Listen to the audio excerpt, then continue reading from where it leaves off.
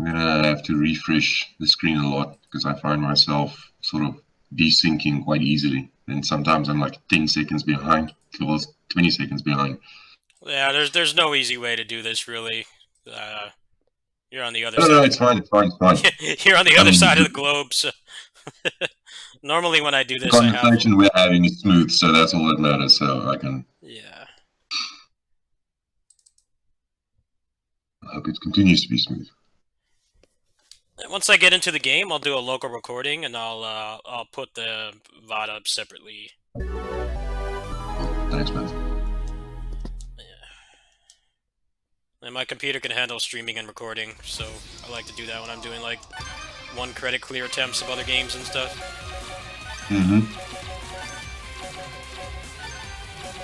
Yeah, the files those things generate are huge. Huh? Like if you're doing a stream of 3 hours, like the size of that file Yeah. must be huge.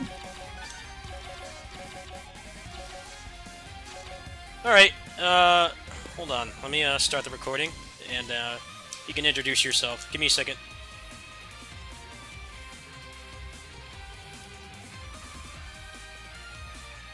Alright, so it's a little bit of a special stream today. As you know, I know the combat designer of this game.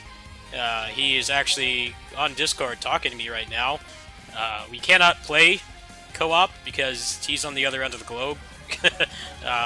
It wouldn't really be showing the game in a positive light, so he's just going to be commentating and watching the stream. Would you like to introduce yourself? Yes, my name is Peter Visser, and I worked on Jitsu Squad. I was the lead programmer and combat designer. And yeah, I'm here to share all the secrets of tag with you guys. Alright, so I'm going to be playing on easy tag mode. And let's just get going.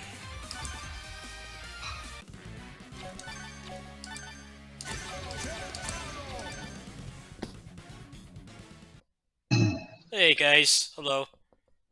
Yeah, this was the surprise I mentioned earlier stream a couple hours ago. It's just there's like a massive time difference, so it's it's kind of hard to do this. It's already like 11 p.m. over here. I don't know what time it is over there. It's 8 o'clock in the morning. Oh yeah, it's not So ideal we're for both of catching us, each really. other right on the edge of each day. Yeah.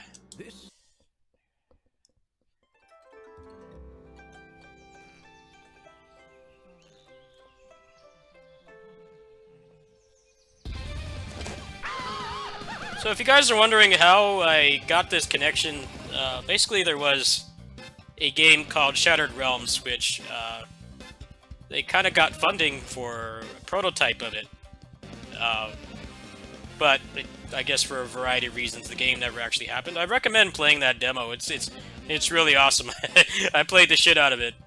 That's how I met Peter, and then Jitsu Squad came to be a couple years later. He landed the job for this, so that's how this connection happened. I also have some keys to give away.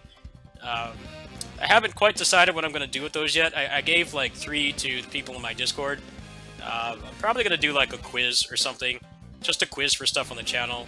I may just give them away randomly. But yeah, he gave me 10 keys. So I think a couple of you already own the game. Actually, both of my mods in here already own the game.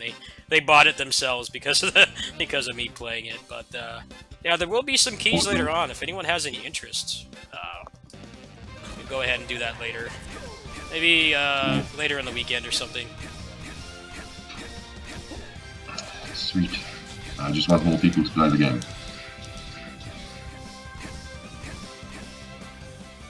Yeah, my mods, people, they like to stalk my wish list because they rely on me to find cool games and stuff.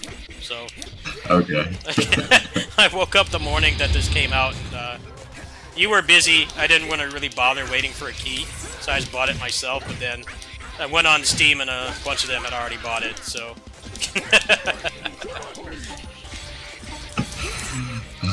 Thanks for the support, guys. yeah, a lot of people that watch the streams bought it.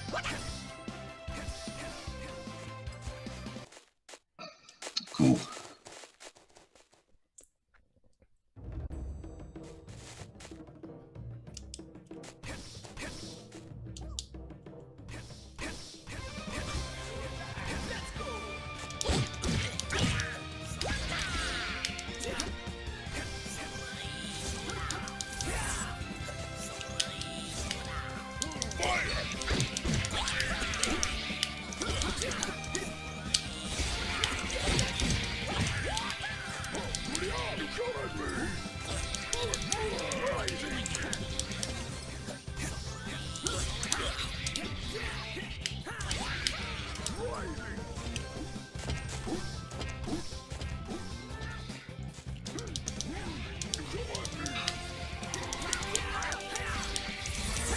Yeah, Power Flood is one of those stalkers I'm talking about. He likes to look in my wish list for cool games.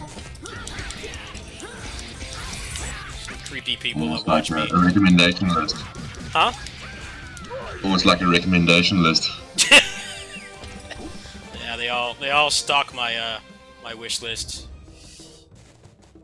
Cause I like look for cool games like this, stuff that's like obviously I knew about this game, but like things I haven't heard of before. I'll give it an honest shot.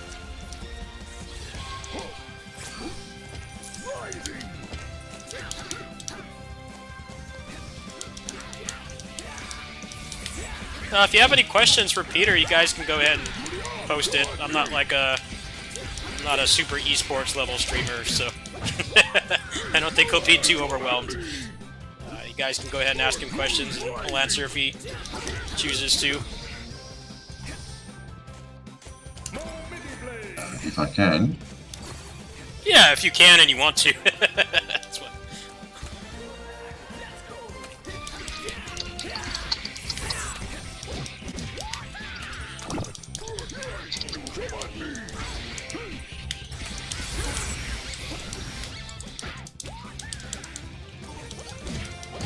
Nah, that's not true. That's a lie. I was just messing with them.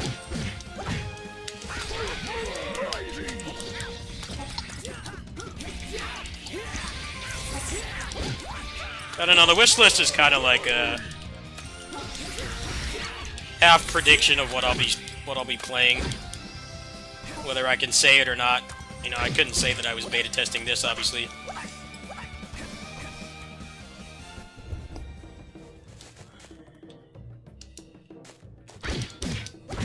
So, Peter, there were a lot of times where I would be streaming and I would tell people, the couple weeks I was a beta tester, I would tell people, I'm going to play something off stream. What I was playing was this. I just couldn't tell them. Oh, the curiosity there must have been, the intrigue. Yeah, I'm like, oh, I gotta log off and play something offline, and that's all I could really say. So there's a question for you.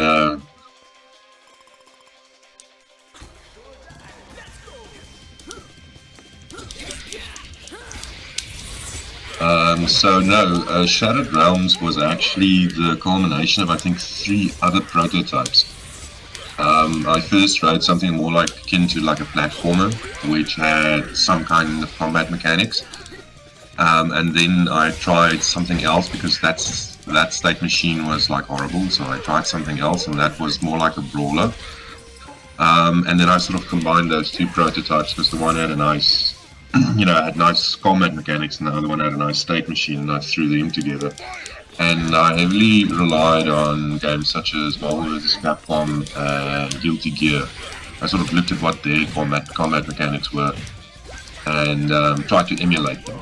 Because I always thought that, those were great mechanics. If you ever had to have a brawler, those would be great combat mechanics to have in them. And this was just me trying it out, seeing like, does it look good? Does it feel good? And I put out like a very early prototype. It was like stick figures basically. And I showed it to the local game dev community. At that stage it didn't have a name yet. But just from the stick figures, people were saying like, wow, this feels amazing. And that's when I sort of knew, okay, I think I've got the combat mechanics nailed now. So now I just need something, nice and visual. And then one of the people that was working at Free Lives, the guys that made Broforce, he said he so wants to work on this. He was one of the artists, but he also, big love of fighting games and brawlers. And he actually worked for free. In his spare time, he created the first Shattered Realms demo, which had the sharks in. I don't know if anyone in chat has ever seen that before. It is still on Edge. I did make it available again because somebody actually asked for it. But that was sort of the first go at making the combat system sort of like, this is what I want it to be like. Because my big inspiration for making brawlers like this was Super Street Fighter 3 Alpha and no, Super Street Fighter Alpha 3. where you had the dramatic battle mode and you could team up with a friend against a PC opponent. And that was just so much fun for me. Me and my friend would always like with Kin and Ryu and double Akuma, double Shin Akuma. Yeah, You know, I used to do that at the arcade too. We used to go on both sides of the AI and just mash jab. That was fun. Yeah, that's so much fun. 199 combo. And that to me was so much fun, and I always thought, why wasn't there a brawler like that? Because it's so incredibly fun. Just to have something like the complexity of fighting game mechanics within a setting, a looser setting, like say for instance a brawler. And I never saw anything like it. So that's how Shattered Realms got born. We then got some money from Free Lives because obviously the guy working with me, they sort of looked over his shoulder and said, hey, you know, what is this? And they said they would incubate us for 6 months to see if you know can get a nice coat of paint on the game. You know, can it be more marketable? And that's what we did, and that's how Shattered Realms was born. So that was sort of like I took the old one with the sharks and improved it even more, and then Shattered Realms was born. Unfortunately, we struggled to find publishers at that stage. I think currently publishers are way more open for brawlers because there's been so many good brawlers coming out recently, and they're showing it. Yeah, things have definitely changed since Shattered Realms was incubated, but at the time there was a lot of stigma towards it. Just weren't that many good games coming out. Now there's like 2 more coming out this month. I'm happy. Like more brawlers. I'm very happy too, but unfortunately, Shattered Realms at the time, and the publishers were like, you know, we don't want to publish a game of the old ass genre like that. And now Street Sport came out and sold like 2 million copies or whatever. Now they're like, we want to piece that now.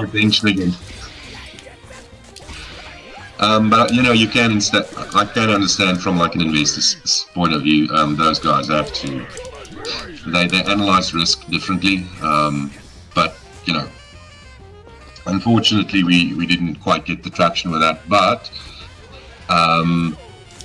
doing some freelance work, I got contacted by Tanuki Studios, and they had a look at the demo. And then they said, like, can you do the same thing for us? And they showed me some art of Jitsu Squad. And I was just like, immediately I'm all in, because they just like, I could see the immediate appeal of the game. The art style was just immediately popped, and you know, you could sell the game on its looks alone. And then I knew that the combat mechanics would be good because I've been testing them out for a while with Shattered Realms. If you guys want to see Shattered Realms, I put up a lot of videos for that because I was really hoping the game would get made too. I put up I don't remember what I did for that game, but I did some crazy stuff for it. You can go look for it if you want. It's there if you want to see it. Yeah, that game is really loose. Because it's Shattered Realms sort of started out the first one with the sharks. I just have to be very sure that's a long time ago, but I think it had a cancel system similar to like what Jitsu Squad has, where you have your change weapons, stuff like that. You had punch, kick, special things, and one day I just thought, like, why not just make everything cancel into everything except itself? And I just tried it, and it was immediately so much fun that I never took it out. So that's how the loose system for Shattered Realms came about. The only thing I did put in was similar to the Killer Instinct Blowout, where if you repeat any move on a standing enemy, they get launched, and then juggling gets harder. Just to prevent like silly infinites where you're just like stomping on the guy the whole time, and they're standing on the ground and they can't get away. But yeah, do forgive me if I go off on tangents. I tend to do so.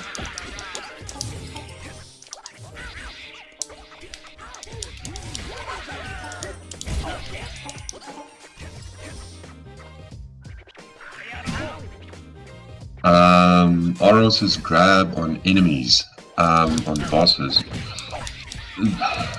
Maybe we were thinking about it. The thing is with throwing is that you need a lot of sprites to be able to have them in the various hit states that So when you grab an enemy, you have to know, like, okay, I need a sprite where he's sort of like hunched over so that I'm holding him so I can punch him in the gut for something like that. And for the bigger enemies, we just didn't have time to draw that. So it's literally a question of drawing those frames and then allowing those to be grabbed. You could maybe have auras that have like a higher grab strength than the other characters. Then maybe you can pick up an Oni. But yeah, we didn't have time to implement this, so we just said, some enemies can't be grabbed, which made the development easier. So you can just, like, you didn't have to do those frames where they're like grabbed by you. Yeah, that's why a lot of sprites, they don't get that many new frames of animation, like the alpha sprites, Street Fighter Alpha. Yeah. They used that shit for like 10 years. It's like, it's just... and I can understand why. It's too hard to add on to it. The sprites in this game are very good. I really like the art style of this game. I think this is... I'd say this and Mayhem Brawler are like the best looking modern beat-em-ups right now, at least the past couple years. Absolutely. Mayhem Brawler is very clean looking too. Yeah, I know the art team did a fantastic job with Jitsu Squad. Like, every time a new enemy went in, it was just like, wow, or like a new move or weapon attack. Aura specifically, actually, was absolute nightmare for the artist because those scales on his body are all individually drawn. It was like the artists were crying when they were doing that.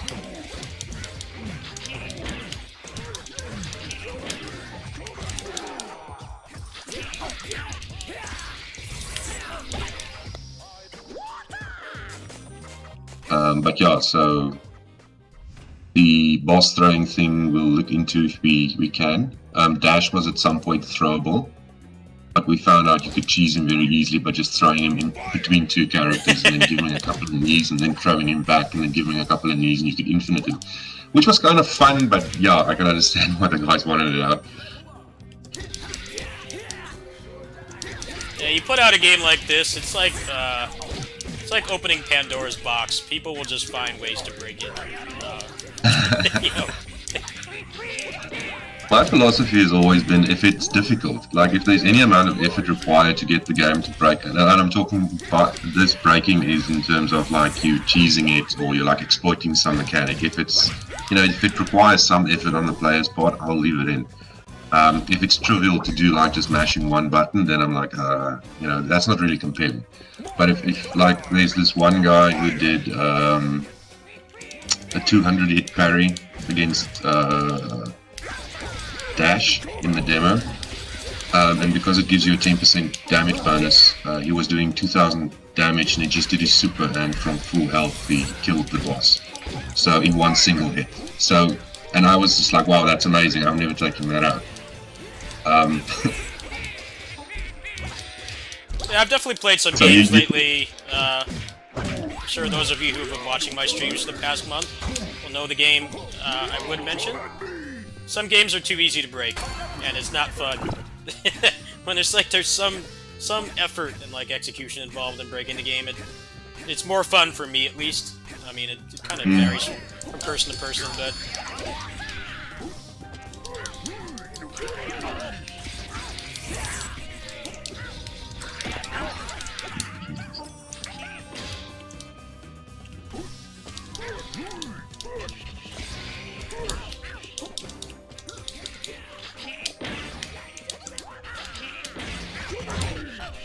I'm sorry, Radical, I'm not sure I understand your question correctly.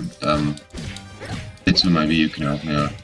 Is it realistic to see changes to the issues of the game before all content is released for it?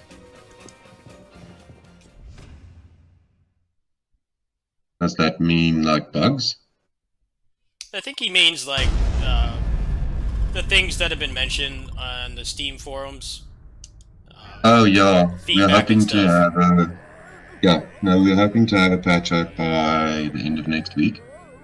Addressing definitely all the tag bugs, and also all the 4-player bugs that we were having. Where if a certain player dies and gets carried through the life force to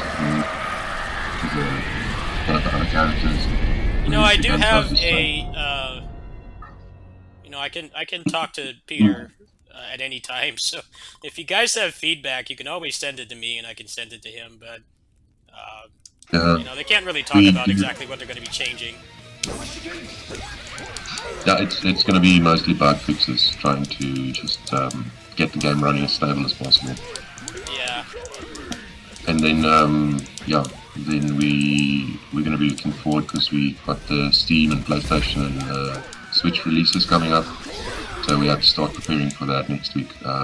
Drawing up a plan of how we're going to get that done. Yeah, stability comes first. We want to make the game first. We want it to run Definitely, stable. yeah.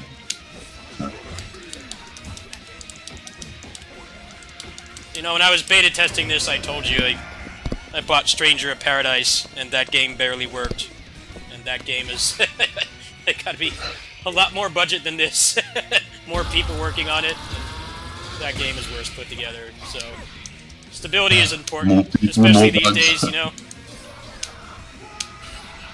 put out a game that barely works. It can be really hard to recover from. I'm not saying this game was not that way. The fans are willing to forgive. Huh? We're just hoping the fans are willing to forgive. No, there's nothing like really. And be patient. You gotta look at Cyberpunk, Peter. Batman Arkham Knight on PC. Before you feel bad about any bug in your game. Come on now. Your game has not been removed from Steam for 6 months because it didn't work. So I think you have a one-up on the AAA guys.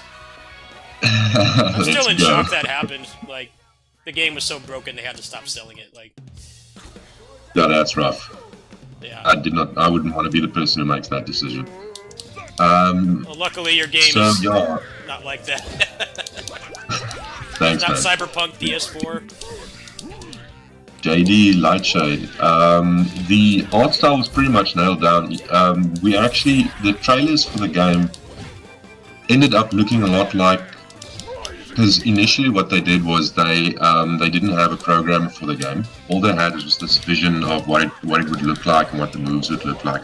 So they actually put together an animated trailer, and I don't know if you can still find that. On Kickstarter, it was the first Kickstarter, but that entire thing was just the magic of the animators putting a video together of what they think the combat would look like, and we actually ended up with something I think looks better than the first mock-up. When they showed it to the investors the first time, and they said sort of like, this is what the game looks like, and they were like, oh, is this the video? And they're like, no, this is the game, and they couldn't believe that the game was so close to the video that they presented to them. So in terms of that, the art style was pretty much always preserved. I think they added more detail. So the detail in the game now is more than what the trailer initially had. In terms of background animations and things like that, they really went to town.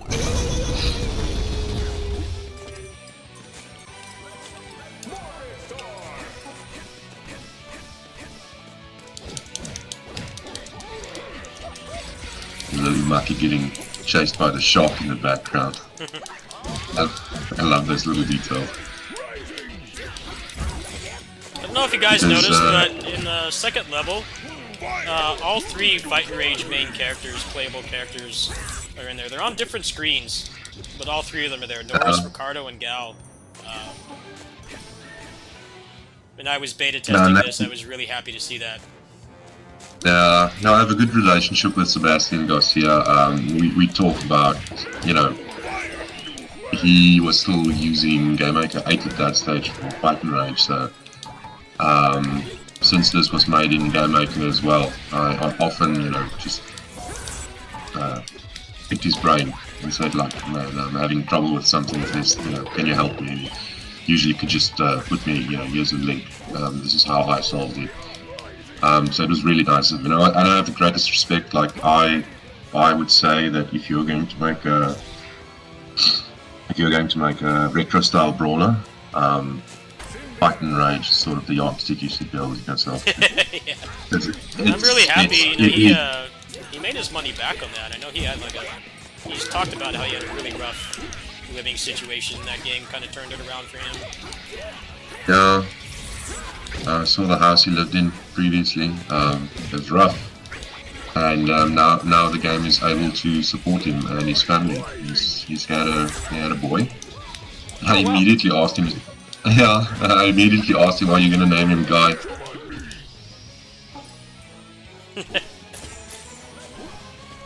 Because it feels like he sort of has to. Yeah, I got my hands on all these beat 'em ups. I was on that one too before it came out. I helped him. He was worried about the translation, so he gave me a couple lines and stuff, and I helped clean it up for him. He's not a native English speaker. That was all I did on that one. I didn't have any other input. But he was really grateful for me because I was like the only one really putting out like mechanics and stuff for it. It took a while for me to really get off its feet. That was round about the time Shattered Realms' demo, the one that got incubated by Free Lives. That's just about the same time they released, close to when we released the demo.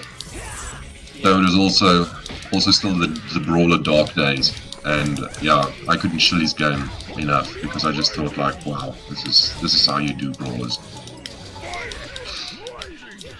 These games are hard to make. They're like, it's like, I tell my stream this a lot, but it's like blacksmithing, where, you know, we only have like a couple people left that can blacksmith on par with people from the medieval era. It's kind of how beat-em-ups are. It's kind of a really hard thing to grasp, especially if people didn't play the right games growing up. That's the other thing too, is there's a lot of rough beat-em-ups. Some you might not want to draw inspiration from certain things. Yes, and I look to them as well for inspiration. Sometimes you learn what from the mistakes of other people. That's the best way to learn. Is from other people's mistakes. So you can analyze them and see sort of like, okay, this doesn't feel good. Why? And then how could you maybe do it better so it feels better? Or you listen to the people's complaints. That's another thing. I listen to the feedback that people gave on other brawlers, and then sort of like, okay, I can sort of see where they're coming from and try to sort of incorporate that knowledge into the design of my games. Because I just want a smooth combat experience. I don't want you to ever feel like you're in a position where you do not have agency. Which is one of the things that you actually helped with. It's one of the lesser known features is that you cause the adding of an additional type of hit stop, and it's called mandatory hit stop. So when you do, say for instance, a very big hit like Heroes Hyper Chain 4, like the last one, you will go through a stage of mandatory hit stop, which is the normal hit stop. And then after that, you can freely cancel at any point, or you can just leave it.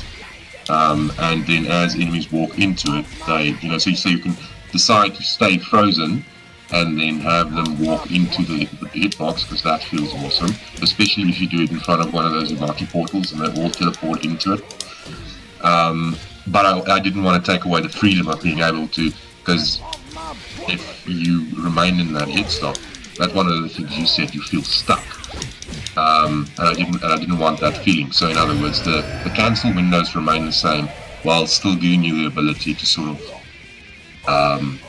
let it rock. Is probably the best way I can describe it. So you just let people have fun. Let the special move just hang there in the air and hit as many enemies you want. And then once the mandatory hit stop runs out, then you can freely cancel into the next. You know that your timing for combat didn't change. So if you were used to doing the final slash and you do a fireball, it would always come out after the mandatory hit stop, but you could let it rock and wait for other enemies to walk into it, which also felt good. So I didn't want to trade up the one for the other. So that's where mandatory hit stop got born. Is Tetsu saying like it felt stuck, you know.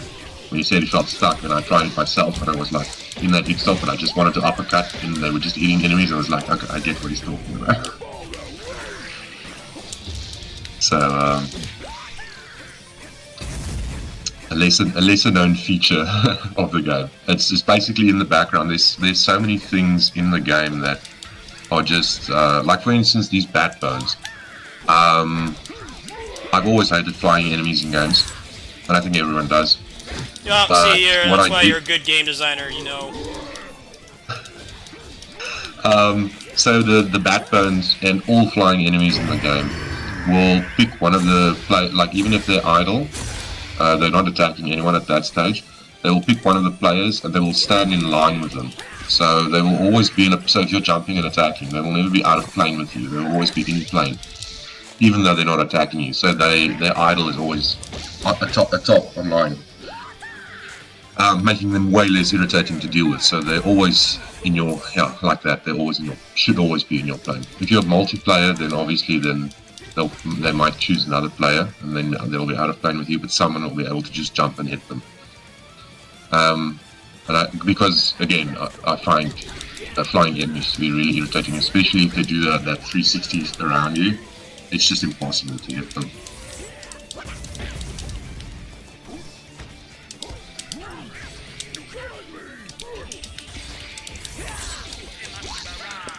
Thank you, JD Lightside.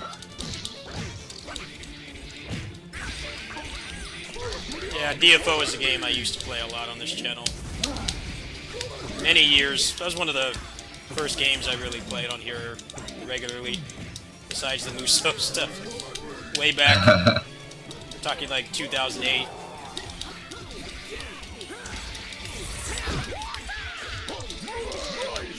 Fortunately, that game's really not much of a beat 'em up anymore, so I kind of fell out of love with it. The fighting game is cool, though. That's coming out soon.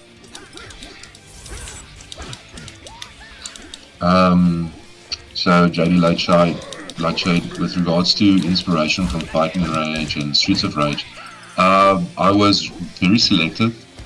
It was more the quality of life things that I looked into inspiration, because the combat is so different. We use the game is literally just a fighting game engine in a brawler setting. You have instant deterioration, so normal enemies don't utilize that, only bosses really do. But if we ever wanted to make enemies more difficult, we could give them air recovery and stuff like that, and would make them way trickier to deal with. But it's literally just a fighting game engine, so we built our own engine and didn't really look at other brawlers in terms of combat mechanics. Yeah, I think we can all agree that best thing Streets 4 gave us was a pickup button. I always bring up this example of the extreme of how bad it can be not have a pickup button. The second half of Alien vs. Predator basically becomes a 2D shooter, but you know, there's just so much crap on the ground. It feels like you're a janitor after like a concert or something. Like you can't use your moveset anymore, and you can't even shoot because you keep picking up another gun, because at the end of the game you fight the military or whatever they are. It just becomes a mess. And like, if that game had a pickup button, I feel like the second half of it would be like a lot less frustrating.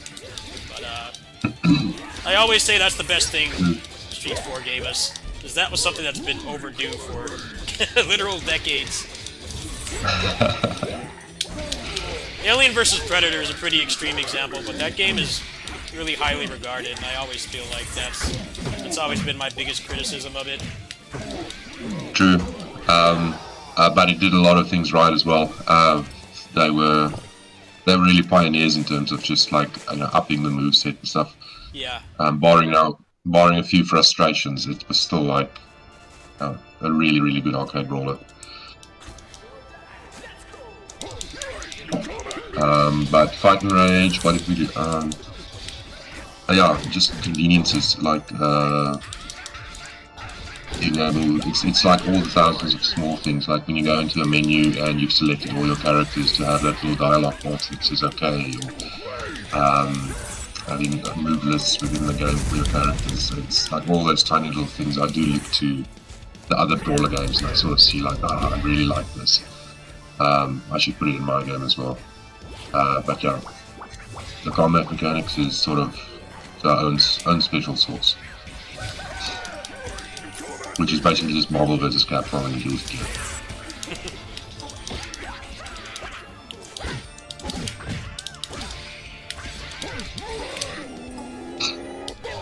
interesting thing about the chicken stick. When you transform, well, when you kill an enemy with it, it leaves a chicken and an egg, and the egg contains double the resources that the enemy had that you killed. Huh. So yeah, I know so about the double jump, the triple jump as well. I found that one out myself. no. What I mean is, the chicken that gets transformed, the egg that it lays, contains double the resources that the original enemy would have dropped. So, if it's in a market, it would drop 2 scrolls. If it's other enemies, the amount of orbs and treasure that comes out of it doubles. So, you can level up really fast with Jazz if you get the chicken stick early on.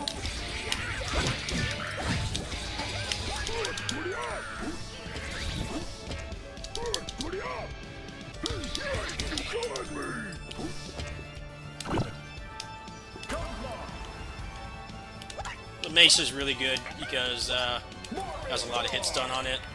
So it's really good for bosses. Kind of finish a combo with it.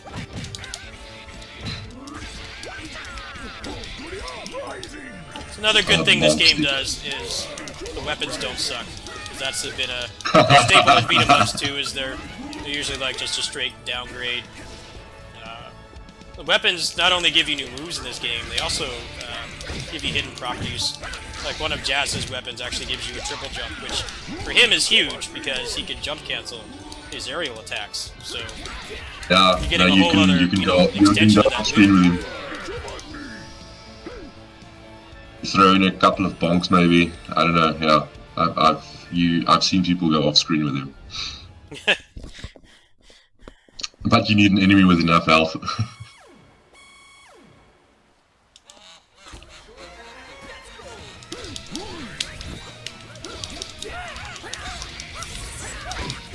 Oh, I don't know about Frost. Dash is definitely going to make it in. That's already been planned. But we're not sure about Frost. We still need to discuss whether or not we're going to have the time to put him in. We know he's a fan favorite, so we really would like to see the fans happy, but that's going to come down to scheduling. Seeing if we have time together with all the other content that from the Kickstarter that we still need to add to the game. I'll say another good thing about this game too. The Kickstarter did not have what I like to call feature creep, where you know, they promised like, you know, 10 new characters and like a whole new 10-hour side story and like all this ridiculous stuff that's like, you know, even if the people making it like unhealthily crunched, like it would take years to come out. You know, a lot of the stuff that they did the Kickstarter for this game, stretch goals, so like a lot of them do involve existing assets like harder difficulty, the tower challenge, the tag mode and stuff.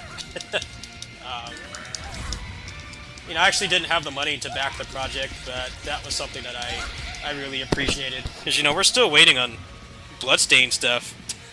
Like, that game got released like 3 years ago. That stuff's still not all out yet. I like that you guys really tempered the expectations, you know? Like, it's stuff that adds on to the game, but it's not like a ridiculous amount of content. We tried to be as accurate as we could. Yeah. Sort of for the peers and see sort of like we knew at that stage we'd already worked on the game for a year, so we had gotten a sense of what type of effort everything takes. Yeah, what'll get people to donate so you have more funds, but also won't take like 15 years. Yes. So anything that uses assets like the Street Fighter games did, you know, we're there. I thought that was very wise. You guys definitely did your homework with the Kickstarter. A lot of people really get turned off by that because it's like, you know, you can't add like a dozen more characters, you know, without like having to feel like you got to put the game in your will or something, like, you know. Like, you got to keep it like somewhat realistic. True.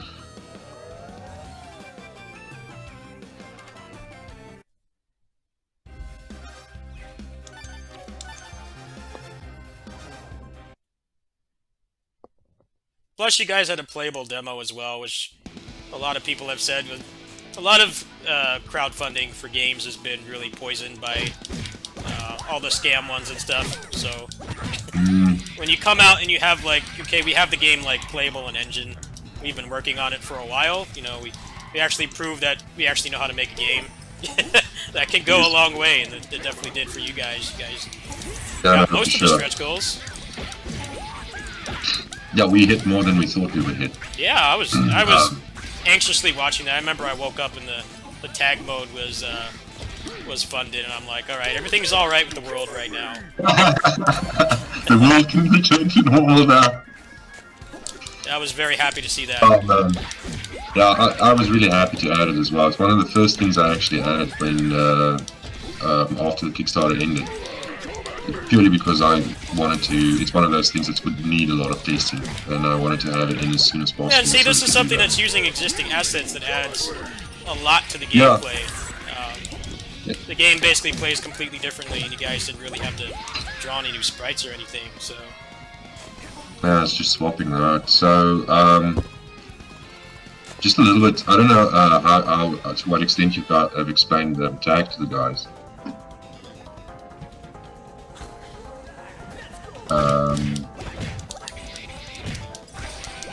Sorry, I'm just going to answer a few questions here. Okay, so the weapons with passive abilities, yes, that's on the next update. They'll show in the move list what their passives are. It was just a little something I wanted to add. So, in other words, for Jazz's chicken stick, you know, he's got the triple jump. With Morbid Star, the club, or the mace, all his attacks break armor easier. And then with Blue Destiny, his Unwin Hazard gets enhanced. And I'll leave that for you guys to discover what enhanced means when you play that update. So yeah, so I added these little things. I like the idea of the weapons sort of not just giving extra moves to the character, but also enhancing them in some way. So yeah, weapons have been historically terrible in almost every beat 'em up. I find it weird. Final Fight 3 really tried to change that because they had like the favorite weapon system, where every character had one weapon that they were really good with, and they had like a unique moveset with it. But that game came out like 27 years ago. Nobody else has really tried that. Yeah, that's a really cool idea. That's something I'm like, yeah, you know, that sounds like an awesome idea. Those chests are giving you hell.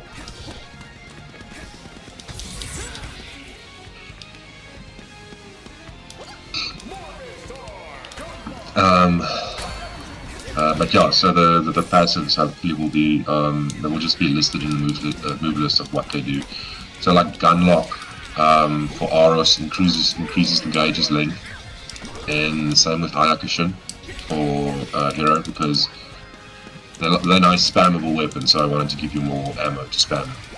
Just Hero's Rasetsu also gives an armor breaking boost. And his Memoji gives him an additional, the one that shoots the hurricanes gives him an additional air turbogen, so you can do that dive in the air, you can do that twice.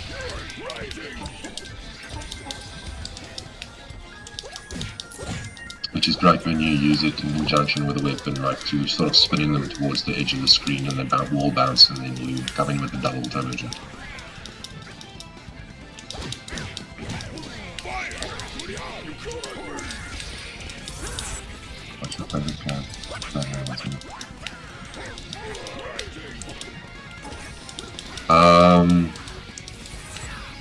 I've really okay. So just a question. I don't know if I read that too softly. Who's your favorite character to play as in a beat 'em up game? I don't really have a preference. I usually go for fast characters. Yeah, me too. So anyone who has a dash, and yeah, I don't really mind. I enjoy, you know, playing the different archetypes to see sort of what they can do. You know, from a player's perspective, as well as from a designer's perspective, to sort of see, you know, what are the guys doing with this archetype. So I don't have a favorite. I play the Final Fight LNS mod, which is on Open Boy. I think you've played it as well. Oh yeah, I play that on my streams at my neighbor's house quite a bit. Yeah. He's got an Android So, yeah, if they could legally sell that game, I would wager that saying that it's better than Jitsu Squad. Because they've got the Street Fighter cast and they've got all the moves, and it's an absolutely fantastic brawler. If you haven't played it before, do yourself a favor, go download. You know they're adding more It characters to that game, right? They're adding even more. It's gonna be like 120. I can't believe, like, because I grew up playing all those games, like most people that still play games my age. Like, I know where all those sprites are from. Like, how many more sprites do they have left to add? Like, I'm starting to think like what brawlers are there that they don't have in there. they're adding Warriors of Fate, all the characters from that, Knights of the Round. There's a couple cool sprites in that game that were like not from like an old game. Oh yeah, they and stuff are in that game. The Street Fighter 4 sprites like Yuri and that somebody had to lovingly render themselves. Yeah.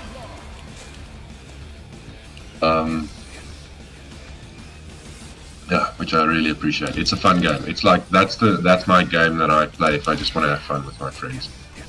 Got a soft lock here. Let me restart.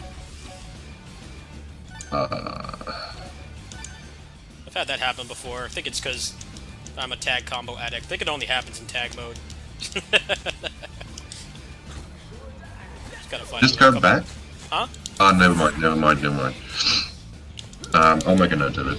I've seen soft locks on other stages as well, which are odd. I'll just go to those specific stages and just see what the triggers are, and just make sure that there's nothing holding them back.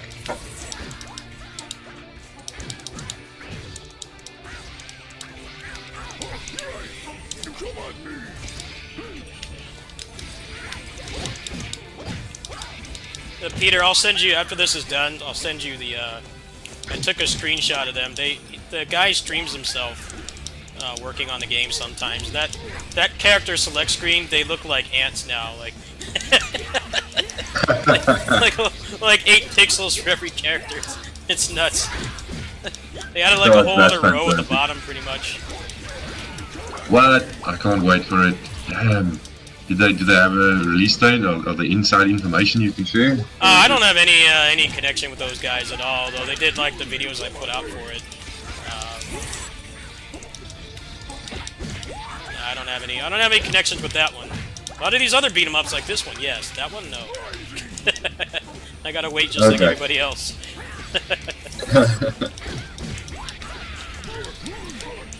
It reminds me of when I was in high school and I just covered Mugen, and I had like a 300 character roster. That's what the character select for that game looks like right now. Yeah. Such a fun game. And all the characters are viable if you play them correctly. It's definitely one of those get good games. We played on easy for, I don't know, 4 months before we could graduate to hard. Because parry almost becomes essential. Not only for me to gain, but also defensively.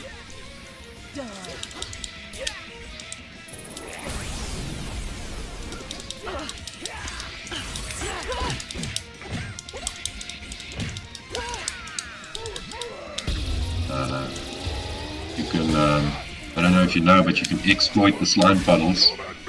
If you jump onto them and you get a parry, and you can just spam parry and like build up your chain by standing on them and just mashing parry. That's a useful tip, thank you. Thanks for the backseating.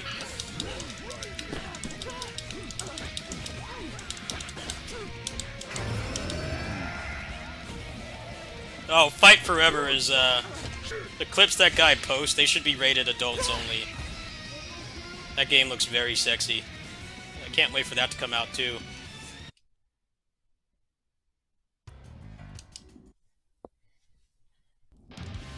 KO. Yeah, when I play tag mode, I like to max out the hit stun decay, and then I switch to somebody with a full bar and I chain it. I switch to them and I immediately push the super button. You can skip like 2 phases that way. I really like the strategy involved. Yeah, no, there's definitely a strategy. Sort of like working up just before they transform, and then you just go and burn the bar.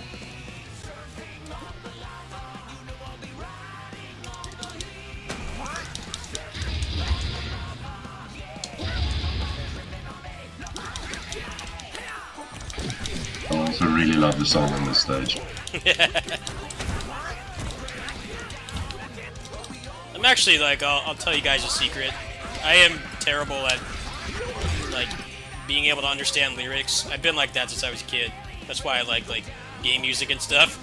But I had no idea this was Crush 40 until it was announced on the Twitter. Like, I didn't even make the connection at all because I was playing this like 2 weeks before you guys. It's like, wow, this is a cool song. I didn't know it had like, you know, the Sonic guys on it.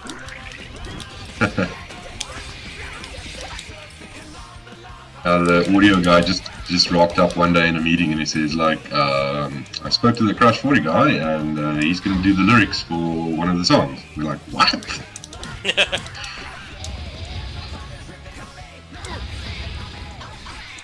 Yeah, my inability to understand lyrics was something I got teased about a lot by my family. I've just never been able to do that. Like, I don't know why. They used to always make fun of me about it. That's probably why my music tastes are the way they are. That's me.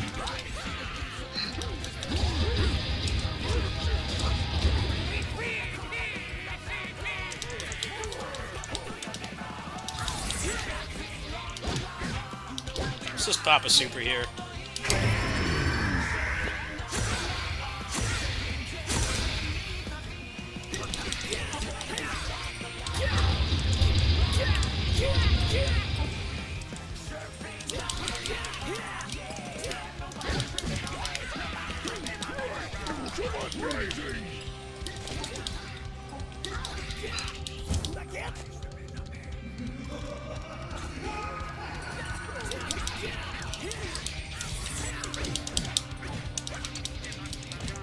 So just to fully answer your question, it was we approached the Crush 40 team, Crush 40 6 months ago, I think. Not 100% sure, but that was a discussion that Sebastian, our audio guy, he did all the music and sound effects. And it's something he sort of was working on, like you know, seeing who we could collaborate with.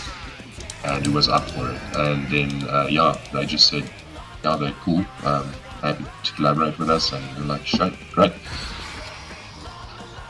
So that wasn't from the Kickstarter goal, that was just an opportunity that presented itself.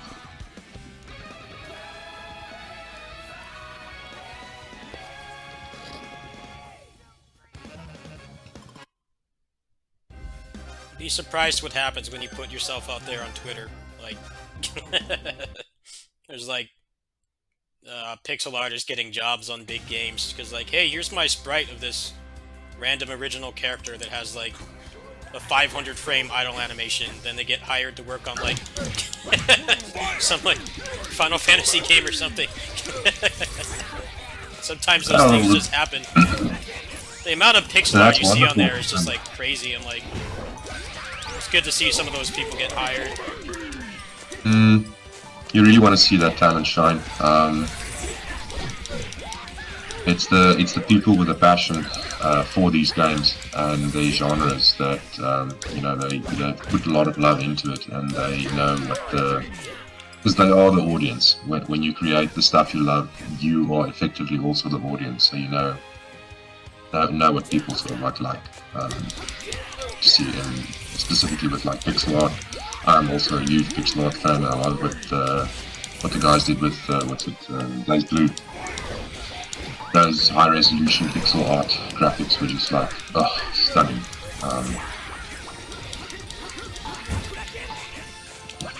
If I ever wanted to recreate Shattered Realms in some form, it would be, I would like to have high-res graphics like that, like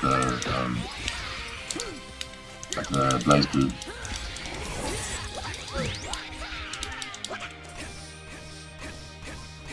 That's a very big team.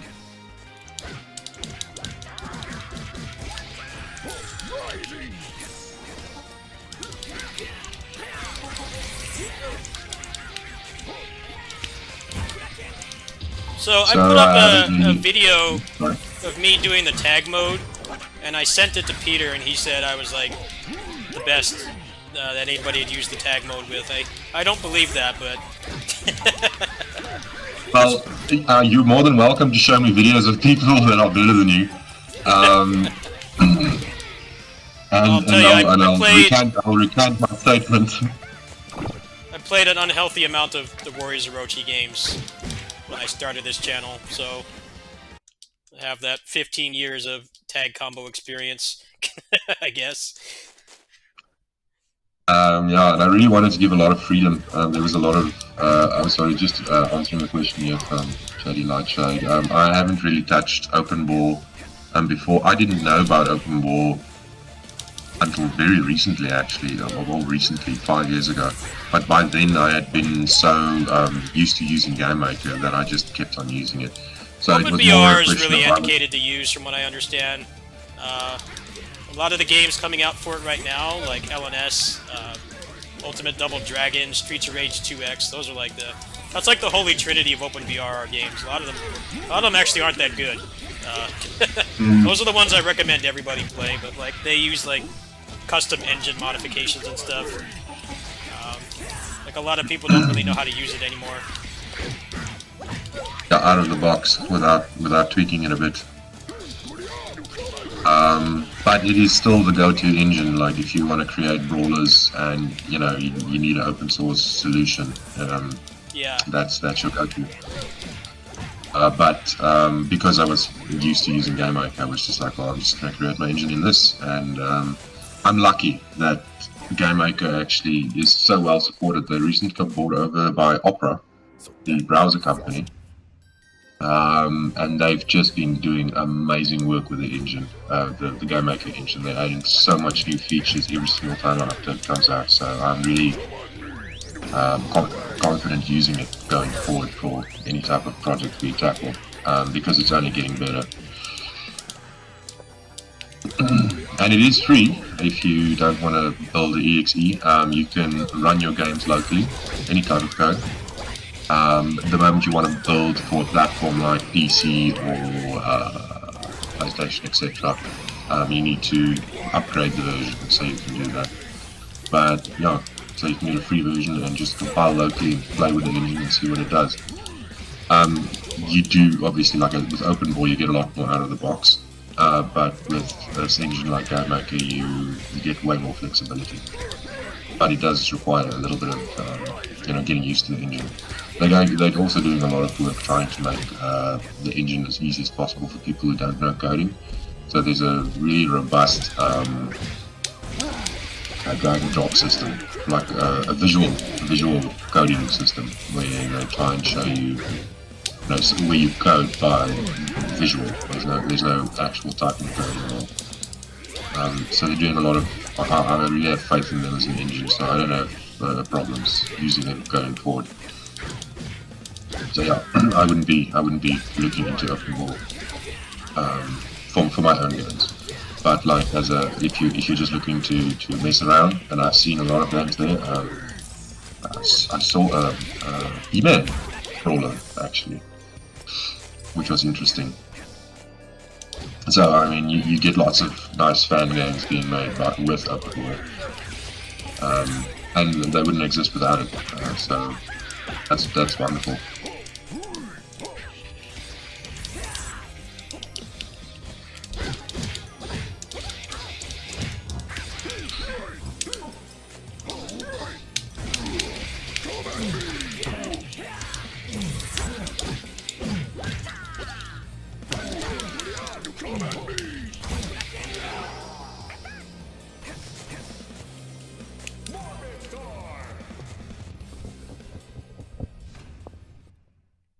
Yeah, Max is streaming this right now if you want to see what 4-player co-op looks like. Unfortunately, I don't have the ability to clone myself and show the multiplayer, but I believe they're playing it right now. You want to put them on another tab. They're great people. Let me just check. I don't know if they're still playing. They're at like level 4 when I got the DM from you. So they might be done by now. I don't know. Probably. I'll just catch the stream on playback and see and hope they didn't find any of any of the bugs. Chat seemed to like it from what I saw. Cool. Because there is a 4-player bug where if and I think I've already fixed it. I just need to make sure that I've tested it properly. Where if you have people died in a certain sequence, then they get messed up. And there's also the thing with tag where not the whole team is in the victory screen or the victory poses. They should all be there.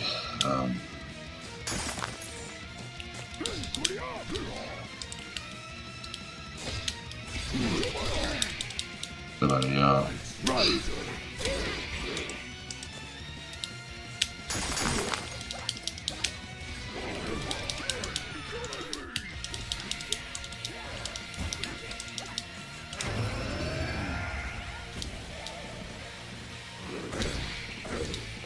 Frost is a really cool boss. Yeah.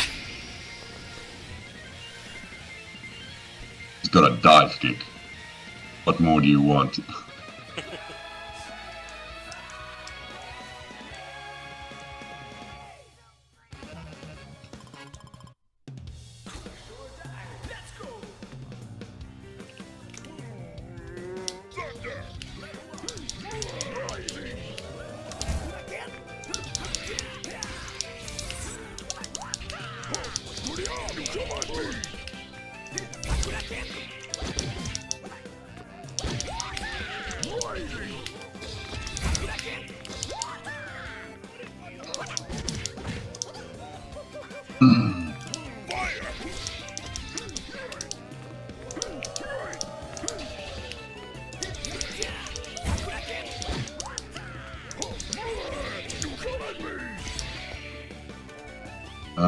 So before you come up with tag mode, were you considering tag mode? You can control multiple characters. Fight and Rage. I haven't actually seen that mode on Fight and Rage. I know they've got a lot of, you can play with AI as well, which I think is a really great option to have. Something if we had the time, I would like to add it because it's nice to sometimes just have some co-op buddies taking the heat instead of you taking it all the time. But for tag mode, I was always thinking about freedom. Like it's a general design philosophy that I have to try and open up the systems as much as possible, make them as flexible as possible. And the first tag mode I thought of was like the typical Marvel vs. Capcom tag, where you could have the character jump in with a specific move, and then jump out again, and then similar to DBZ, if you hold down the button, they come in with a move and they stay in, something like that. And then once again, I just thought, like, why not just have them be able to just jump in anyway and just do whatever move they want, and then be able to jump out again. So while I was testing that, one of the things I noticed, like, one of the things I also noticed was, like, well, what if I was pressing tag and the other guy was still on the screen? Would you be able to tag back to them? And I thought that was a really interesting thing, and I didn't know how it would feel or how it would play. And I tried it out, and it was just like, wow, this is actually nice. So if you have 2 tag characters, I can't play with 4 tag. This is the second game I've been a part of, like named credit mention, where the main thing I tested was the tag mode. As I was also involved in Assault Spy, and I don't know if people know this. I know a lot of people in my community did buy that game for one reason or another. The tag mode was originally going to be only for the last level in that game, Amelia's campaign, which is like essentially the true ending. But I told him, like, dude, this is the best unlockable ever. If I could use this the entire time, like, you don't have to make another character, you don't have to make another mode, like, just give me what you already made. Yeah, just give it earlier. Yeah, just give it to me the whole time. And yeah, he went ahead and did that. And yeah, I'm sure people loved it. It's like the more freedom you can give people, the better. So that's how the tag system works for Jitsu Squad. The easiest way to describe tagging is to say when you can't tag. You can't tag when being hit, and you can't tag when your character is doing the jumping. Oh, Shrednail's taking names. You can't tag out when... I'm not really concentrating right now. That was totally my fault. No, it's cool, man. So you can't tag out when you're being hit or when the character is physically jumping in or out, like that arc that they do. But if they're already on the screen, then you just tag to them. So it is possible to have all 4 characters active on screen at once, all the time, if you, I don't know. I've never managed to do that. I can do it with 2 characters. Yeah, that was a Marvel moment right there.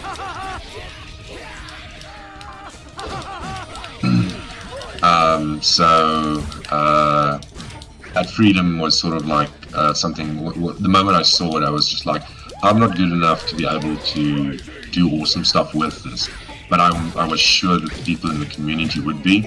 So it's something where it exceeds my skill level, but I didn't want to sort of not have someone else sort of test their skills with it and see what they could come up with.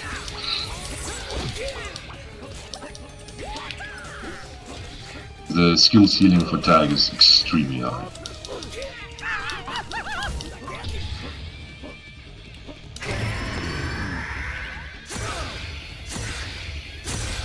Actually, I think everybody in the chat right now has already bought a copy. I was going to ask if anyone wanted one from those keys you gave me, but they all bought it themselves, so I'll have to figure out what to do with the rest of those.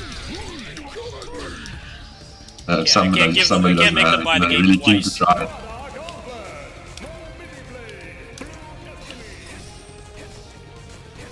So nice, they bought it twice. You know, there are some speedrunners do that, actually. They can't, like, wipe the save file. I think some of them... Like, there's that guy that does, he does refund speedruns on, like, FromSoft games. He, like, makes these dummy Steam accounts and buys it, and he beats it in, like, an hour, and then refunds it. Some people actually do that. Well, he's putting money on the line. I think the last time he did it was like the first Dark Souls, and it took him like 3 attempts, so... I think he bought 3 games. It's pretty funny. I think when he refunded it, he said like the reason for it. He said the game was too difficult or too easy or something like that. Like, yeah, he beat it and refunded it. I mean, yeah, no, that's mad skills.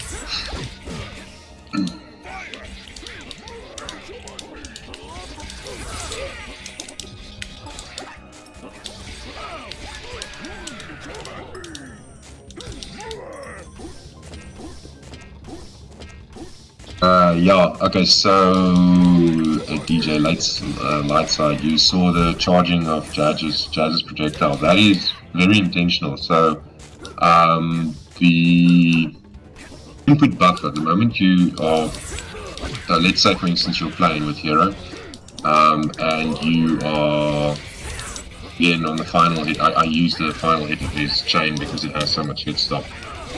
You can, for instance, do the input for, during the hit stop, do the input for Hanami or any one of his moves, and then when you tag out, the buffer, the input buffer for your current input buffer that you had gets moved with the tag character, so he still keeps that as is. So the next time he has an opportunity to do the fireball motion, he will try and cancel into it. And the other thing is any button that's being held down while you press tag will be kept held down until you tag back to the character. And that was also specifically to do with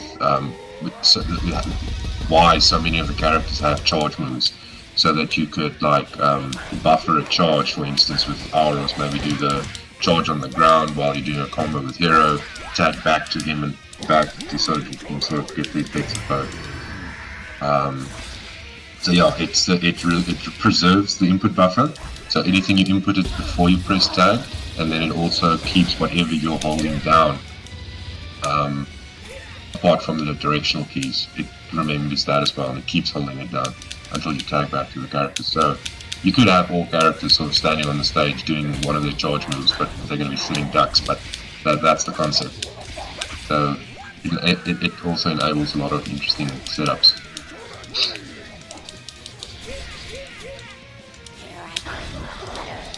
Peter, have you ever played Warriors Orochi? Warriors Orochi. Because I'd be surprised if you haven't, because the tag in this works basically the same. Warriors Orochi. I'll go have a look.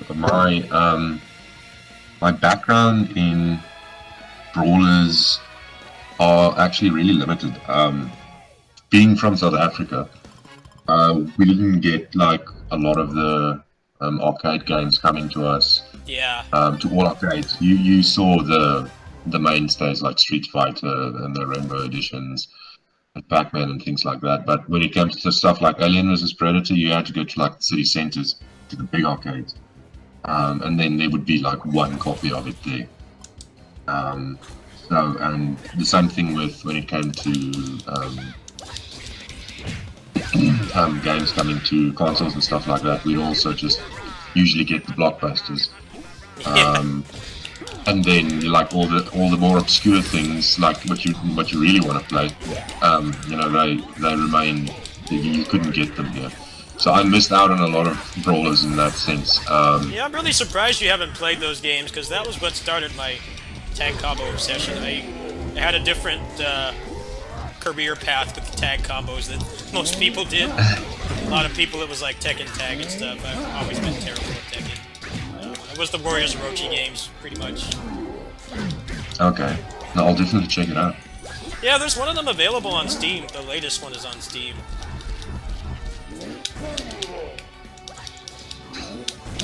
It's like I said, I'm always keen to learn from other creators. Yeah. That game's got a lot of problems, but boy is it fun to play. Well, that's the thing, right? You don't care much for the problems as long as it's fun to play. Yeah, you can switch it like pretty much any time. You can even switch in the air.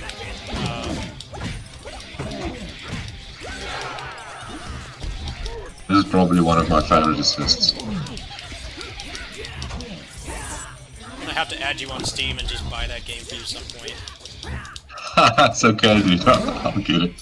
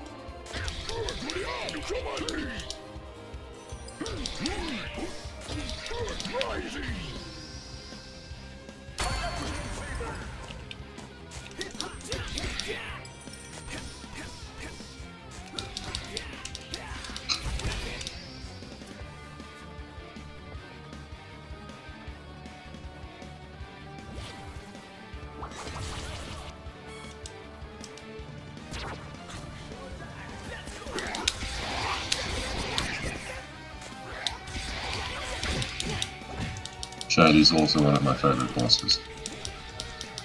I just like the design.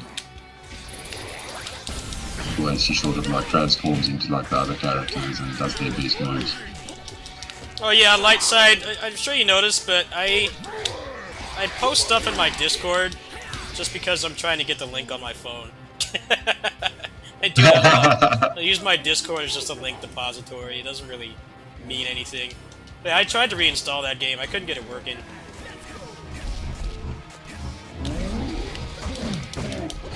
It's faster than like emailing myself. So yeah, the Raptor enemies, I almost wonder which came first, the Daigo parry or the Raptor. But they were always gonna sort of like have this sort of rapid kick, and we always had this idea like we wanted to in some way introduce the Daigo parry into the game, and they were like the perfect character for it. So I watched the stream the other day as well, and somebody was parrying him the first time, like the first A lot of set people of are kicks. really popping off when they do that. That's how you know Yeah, you're a it's good just, enemy. let's go, just run! But I really enjoy that. I like that people get the reference.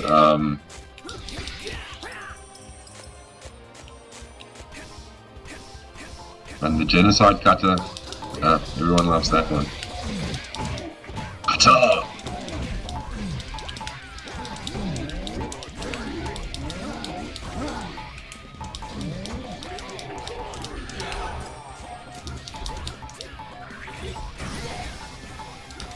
Oh. Get out of the blender!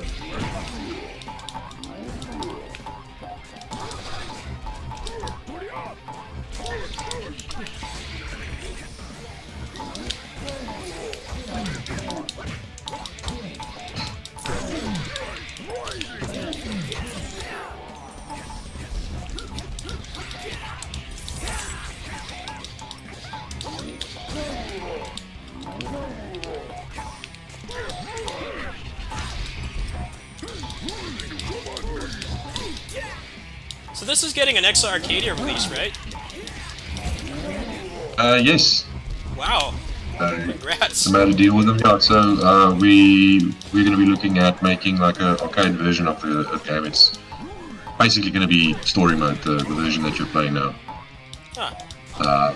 But just like in a coin-op setting. So the other game modes. You're gonna have like story extends or what? They're the guys that do the arcade cabinets, right? Huh? Aren't they the guys that do the arcade cabinets? Extends like extra lives. Oh, yeah. There's a bug at the moment that like they were dropping right before launch, and then something happened and they stopped dropping.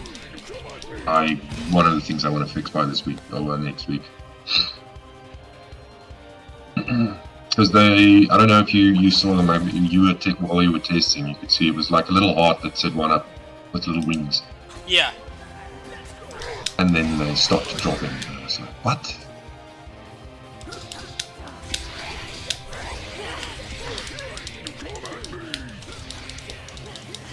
Joys of game dev.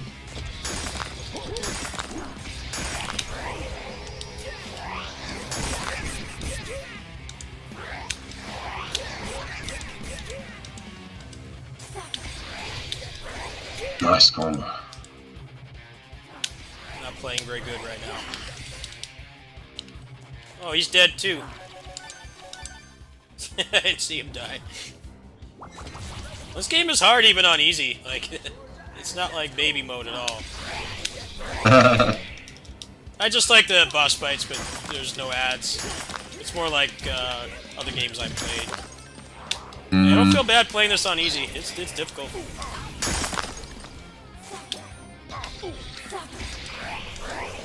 We might actually look into easy mode and maybe make it a little bit easier, so people can just like enjoy the game.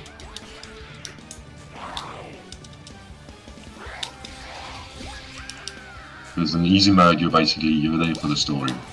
And,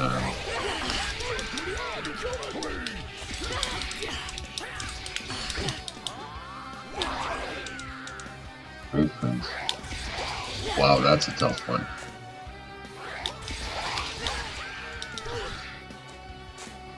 But there are so many.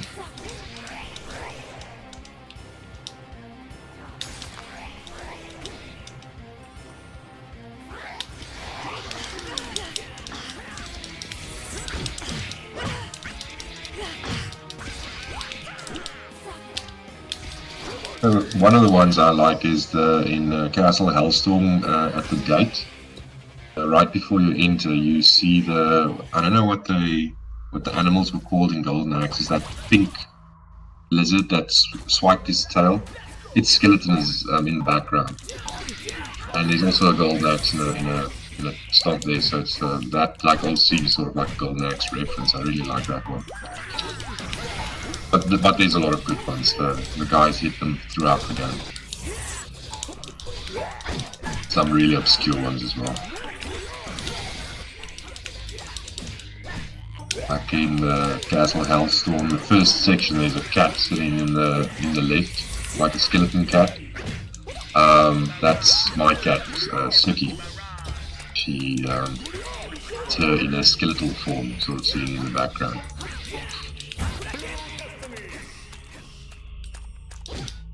Because she constantly, when we had Skype meetings, she would walk in front of the camera. And they said, okay, we're having this cat in the game. Man, I wish I could play the X Arcadia version. I would be.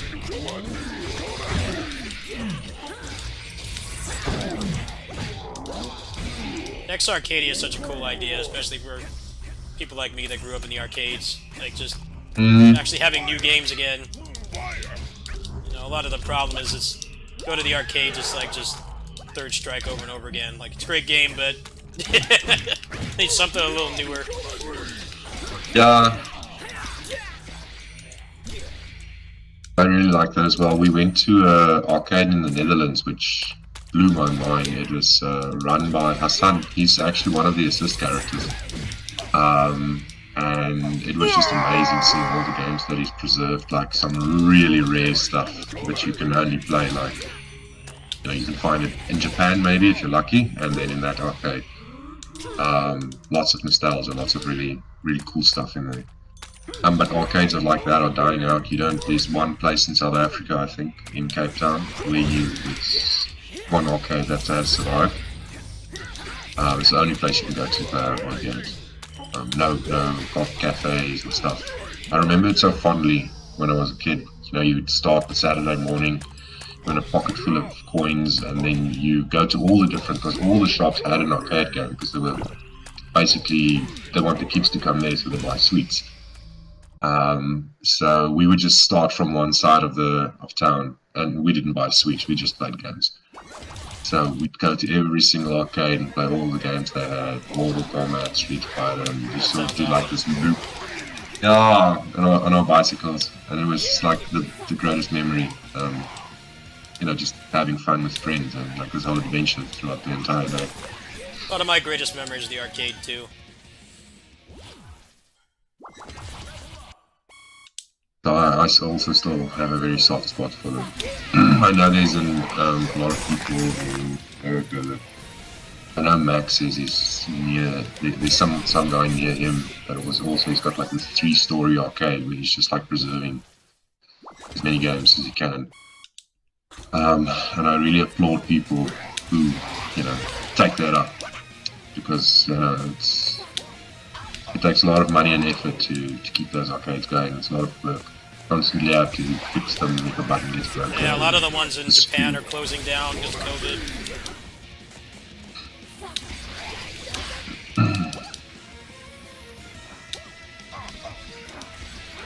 I'm like really playing bad right now. Normally I shred through this.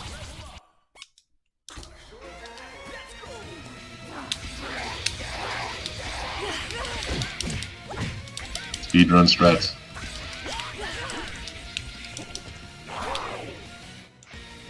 Not satisfied with this gameplay right now. No, dude, you're playing the game better than I am. Like, I would have died so many times much more than you getting here. I haven't played in a couple days. I've been busy with other stuff. I didn't really practice or anything. It's kind of a spur of the moment. You just mentioned you wanted to be on here, so. Yeah. No, I really wanted to join you for a stream. It's like, you've been there since the Shattered Realms days, so I mean, I really appreciate the support I've been getting from you. Hey, you're welcome. Anything to keep this stuff alive. Yeah, for sure. I just want more brawlers. Well, there's a lot of them now. There's like 2 coming out this month. One came out just last week. I've been playing that game a lot. We eaten.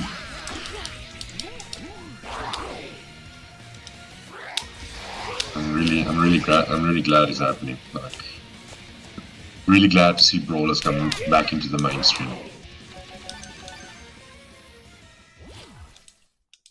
don't know, it's one of those things that people don't like to admit they like games like this, but then stuff like this comes out. It's like, I liked this when I was a kid, but I started playing other stuff. That kind of thing happens. Like, just like Muso games, those games have such a negative stigma. And it's like, these are fun to play. Like, some people come back to them, especially because they have like the franchise ones.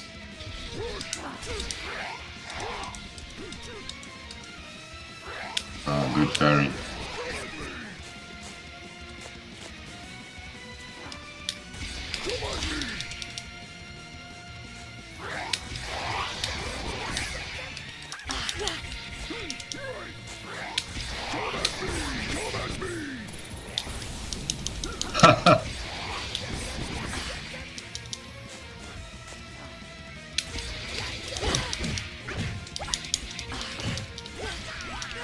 You'll notice I'm not using the supers. There's a reason for that. That's why I'm making this harder on myself. You'll see. There's a reason for that. Okay.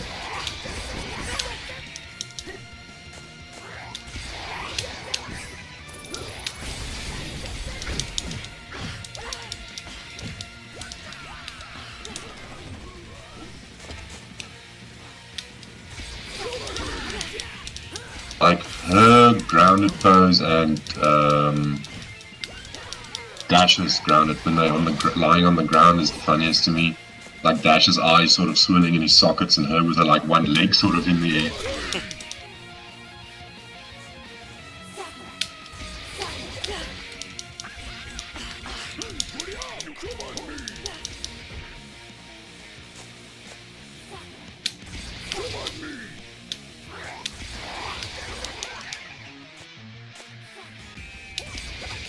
I actually hadn't thought about how extends would affect tag, because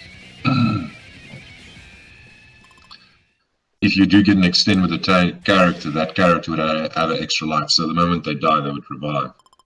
I haven't actually thought about that, but it would be really cool though to have extends on your characters.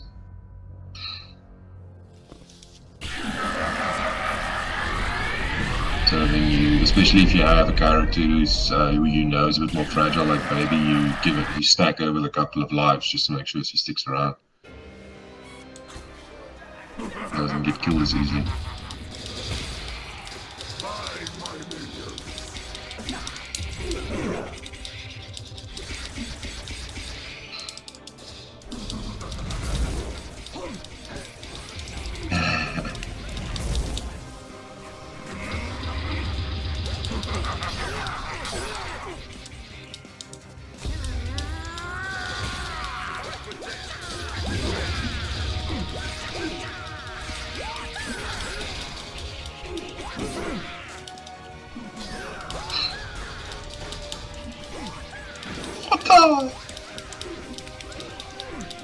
Peter, the character in my profile picture, that's a Kamen Rider character, and he was like, he did the Bruce Lee yell, so jazz is very adjacent to my interests. So the Kung Fu character. He was like this edgelord guy that had powers from someone else. He had the main character. I really want to get into those because I watch a lot of the like the series that you post or repost. You show screenshots of like moments. I don't know those things, but they look amazing. I really need to get into that. Yeah, I don't really post much personal stuff on Twitter. Sometimes I do, but mostly just this cool shit I'm interested in. Look at it if you want. No, but it like the way the dramatic transformations and the stuff, like it's gold. It's all gold. Oh, I love it. Well, there you go. GG. A little bit of a rough playthrough, but there you go. Special occasion. Cool, man. No, you made it look easy.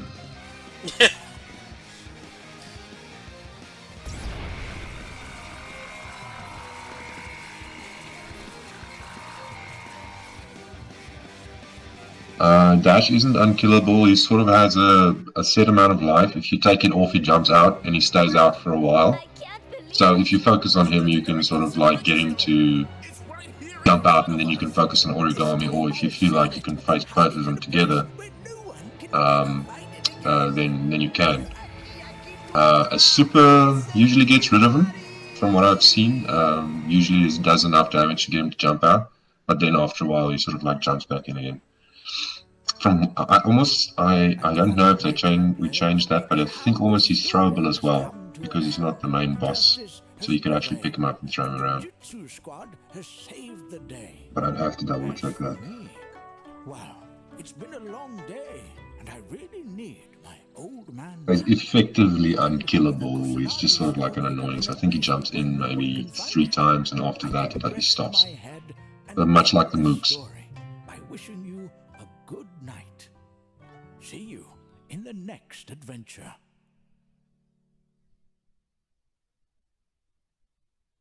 Where does that come from, mook? Where does what come from? A mook, when you're talking about the characters that sort of spawn around a boss. 1, 2, 3, 4! Alright, the credits are really loud on my computer for some reason. I don't want to blow out people's ears, but if you look in the credits, you'll see me in there. Actually, Peter, you were asleep at the time. I was supposed to get a code from you. I'm like, I'm just going to buy it anyway. I didn't tell anybody that I was testing this. I let the credits play out, and I'm like, you notice anybody in there? You notice a familiar name in there? That was how I announced it. Awesome stuff. Yeah, that's the best way to do it. Alright, well, hope you guys had fun. That was kind of a spur-of-the-moment thing. We're in vastly different time zones. It's ass o'clock over here, and it's like top morning over there, so it's kind of hard to arrange this. We would have liked to play online, but I don't think Parsec across the globe. It probably would have worked a little better than you think. It would buckle, for sure. It probably would have worked better than you think, but I don't think the game really needs to be presented that way, so we just decided to do this. So yeah, the cliffhanger at the end, we'll just have to have you sort of brood on that. I'm not going to say anything. Somebody explaining the actual term mook. Oh, the wooden training dummies. That's interesting. The only function is to get hit. Thank you so much for the explanation. Yeah, that's actually really cool. I did not know that. Wow. I've been using that term for a long time. Now we know. Yeah. But yeah, I'm excited for Dash. Oh, I am too. I am too. Inject it into my veins. Give it to me now. Yeah, hope you guys enjoyed this. This is a very unique opportunity. I have known Peter for quite a long time, as he said. There's never really been an opportunity to do this, so luckily our schedule's kind of aligned. I just got back from kitty sitting like 2.5 hours ago, and then he just woke up, so it's a good time. My internet's been crapping out a lot around this time, so I'm glad it held out for the whole playthrough. I was a little worried because it's been crapping out around this time. I'm like, I don't want it to crash, but I was local recording, so that basically means, I don't know if you know streamer stuff, but local recording is like, if your internet cuts out, it's still recording in the background. So if you're doing something more sensitive, like a speed run, the material is still salvaged. It's still salvageable. Whereas if you don't local record, yeah, whereas if you don't local record and like the stream crashes or the game crashes, the computer crashes, you can't get any of it back. Cool. So yeah, I will put that up. I had a lot of fun. Thank you so much for having me. Yeah, sure. We can always do that again at some time, maybe. It's kind of low spur of the moment. I was just going to do a raw video with you, but then I realized that the technical aspect of that would have been very difficult. I would have had to add you on Parsec and then you'd have to watch that, and then I would be recording it. That's just adding too much work for me. So this was a better way. And, I don't have like tens of thousands of people watching, so you didn't have like a million questions and like stuff you can't answer, like when is Jitsu Squad 4 and like stuff like that. Yeah, those are the kinds of things that come with doing this sort of thing with larger Okay. viewer count. No, I really like the low key nature. It's like sitting in a jazz Yeah, club. you were worried about it. You did great, man. You did a great job. Uh, you're definitely a natural, I'd say. You conveyed yourself very well. Uh, Thanks. all right, I'll let you go, man. I don't know what you're doing now, but I'll let you go. You can continue watching if you want, but I'm gonna kill the call. Cool, man. Cheers. Thanks so much for having me. Cheers, Yeah, no guys. problem, man. It's good I can help as much as I can. Like, pretty much everybody in my chat that has a mod symbol, they all bought the game themselves. So Okay. you got some of your you got some of your strongest supporters in here. Uh, Let's go, guys. Bring back brawlers. yeah, exactly. Like the moment it came out, I looked at my list and they had already bought it. So Cool, got a man. little bit of a direct link with some of your strongest supporters here. This is a stylish action channel, pretty much. I don't just play beat 'em ups. I'll play like anything with good melee combat, pretty much. I'll at Yeah, least give it a flashy. chance. I also like that. Flash. I like if my combo is on flashy, I'd rather lose the round. Yeah. That's me. All right, brother. I'll see you later, man. Cool, man. Cheers. Bye. All right. Let's see if I feel like doing anything else. I think might just be done tonight. Let's see. A little moment here. That was fun.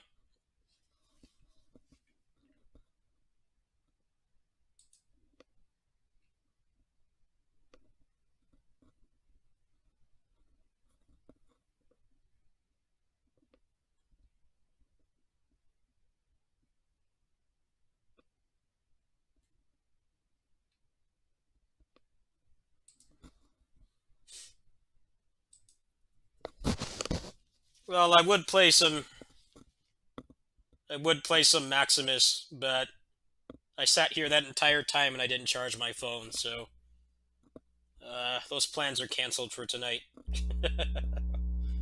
I'll play that more. I'll play that more next kitty sitting stream. I'll probably play that again. Taking if I feel like playing anything else.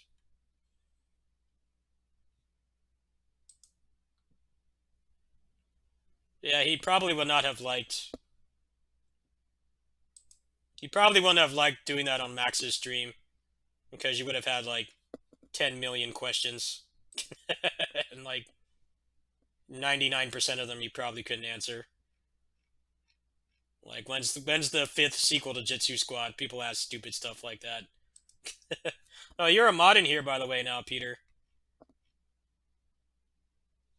I mod all the developers that I work with.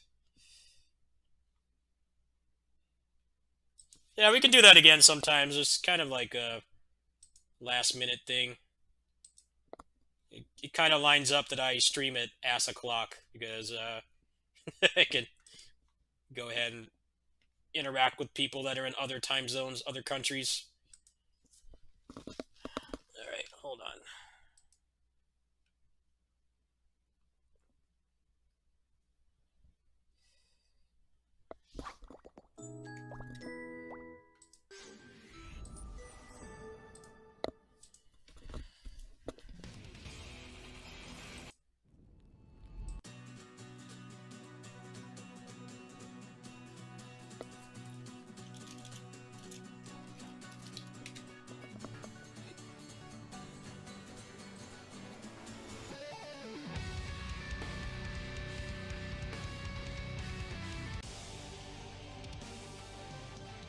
Yeah, maybe next time there's an update or something, we can do that again.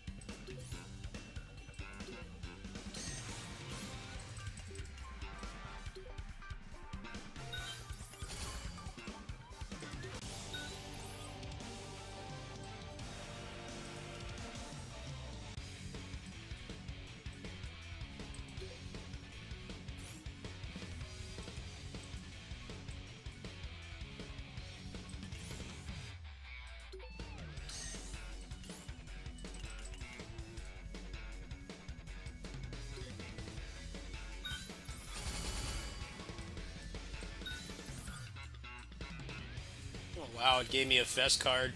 It's interesting. That's a crap card, though.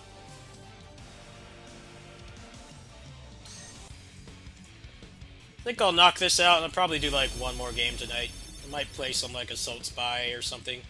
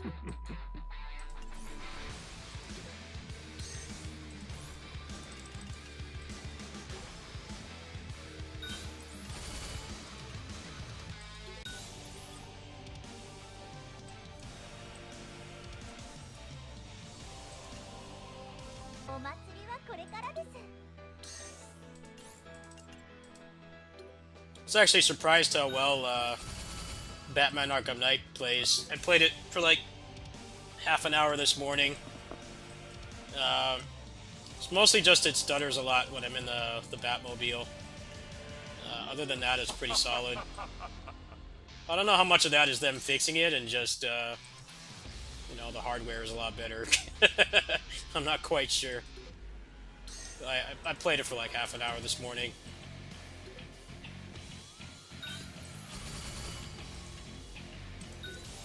I was actually reading a lot about the story of that game, and like the ending's pretty much been confirmed. The director announces what happens to Batman. He doesn't like directly say it. He doesn't directly say it, but he says what that bad guy is at the end.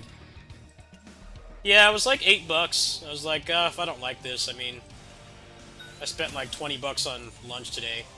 Like, it's whatever. Yeah, it was on Humble Bundle for like $8 with all the DLC, so I don't feel like I have to play it for that long if I don't like it. Yeah, I bought it a couple nights ago. I wouldn't have paid more than that for it.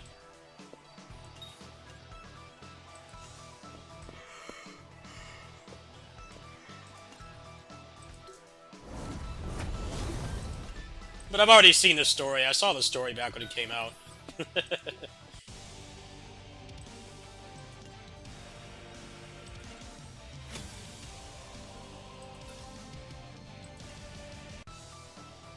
I just remember... I vividly remember how much of a hot mess it was, though. Like, the PC port came out and it didn't work. And WB had to put out this, like, apology. It's like, dude, don't apologize, fix it. Now that's happening with that Chrono Cross port. I hear the Chrono Cross remaster that came out this week is really rough.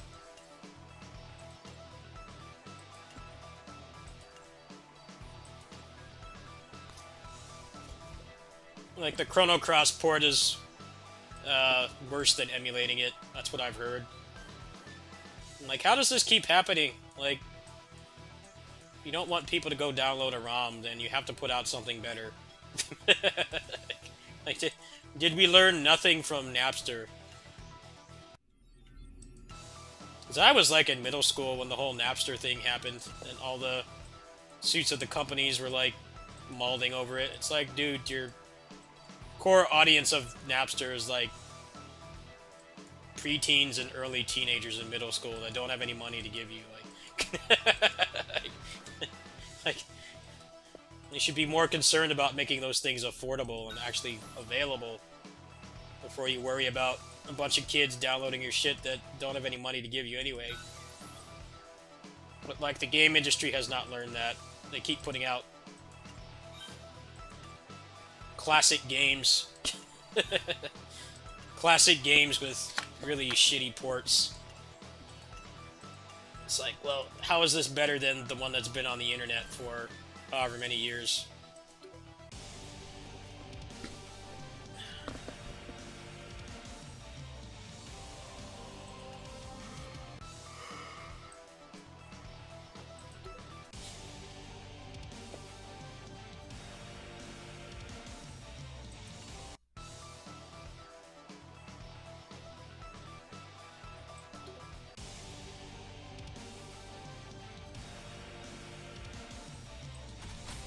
No, I'm sure Batman will come back.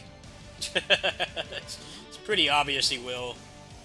There'll probably be some leaked cutscene of him coming back, like 2 weeks before the game comes out.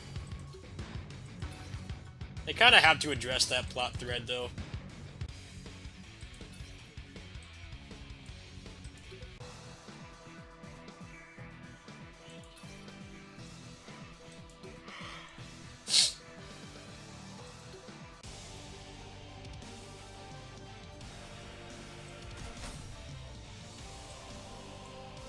I think I'm done on here. Actually, there's one more thing I need to do on here.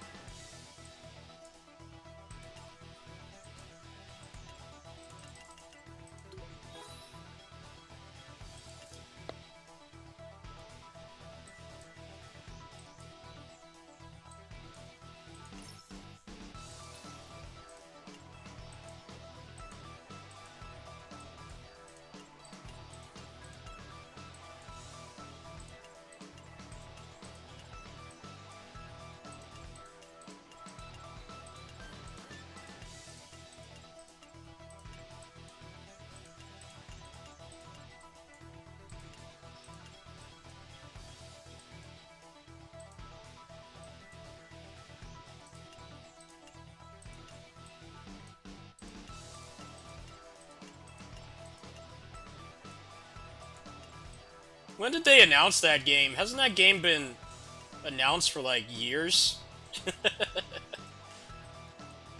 Man, I really don't get why they announce stuff like that, like when they barely even started working on it. I think that game is a perfect example of what's wrong with doing that. Like,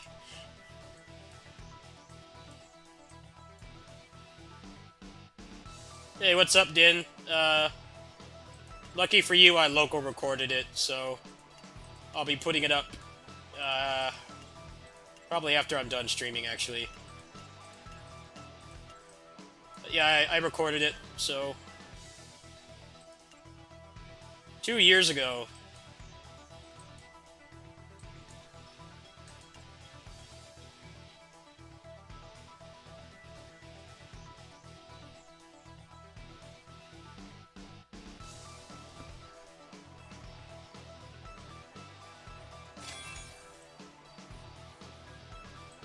No, the Rocksteady one got pushed back. It got pushed back again to spring. They literally pushed it back another year. That shit's crazy.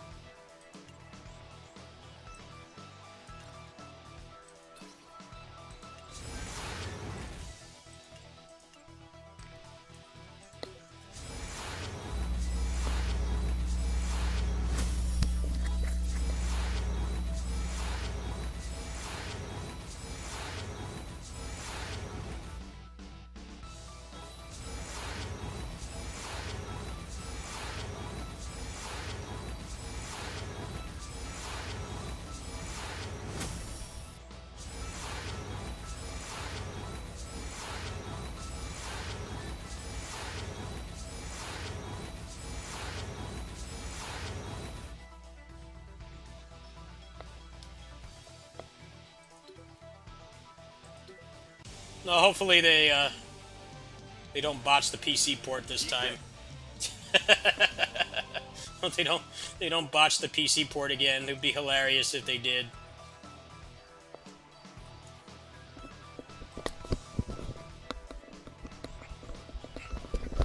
Think about that for a second. Like, you know, Batman has been around for like 80 years. It's a very popular franchise. And the PC port of Arkham Knight was so bad that they had to stop selling it for like 6 months. You couldn't buy it. That's why I found it funny when that happened with Cyberpunk. It's like literally just Batman Arkham Knight all over again. They had to put out this apology for like the PS4 version of Cyberpunk being unplayable. It's like, well, you told people it was a last gen game, but like, apparently, like everything that they showed for that game, uh, a lot of it wasn't even in engine, and none of it was the last gen version. So that's happened twice in the past like 6 years. A big like high profile game like that gets a really shitty port.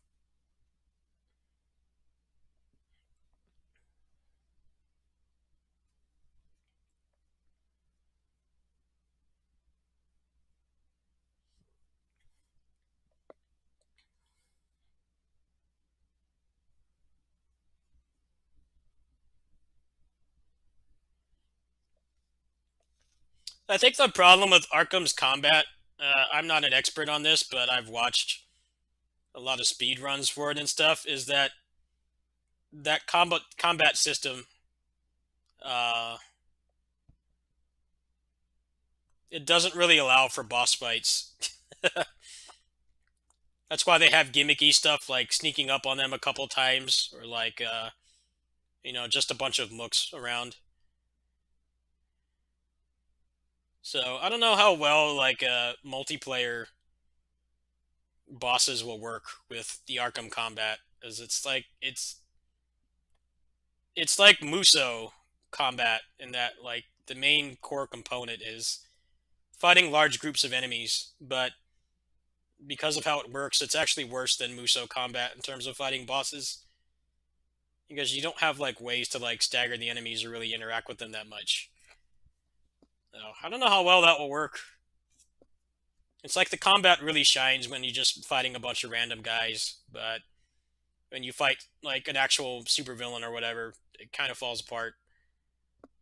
I'm wondering like how they plan to address that. It's just been a problem with like all of those games. I think so.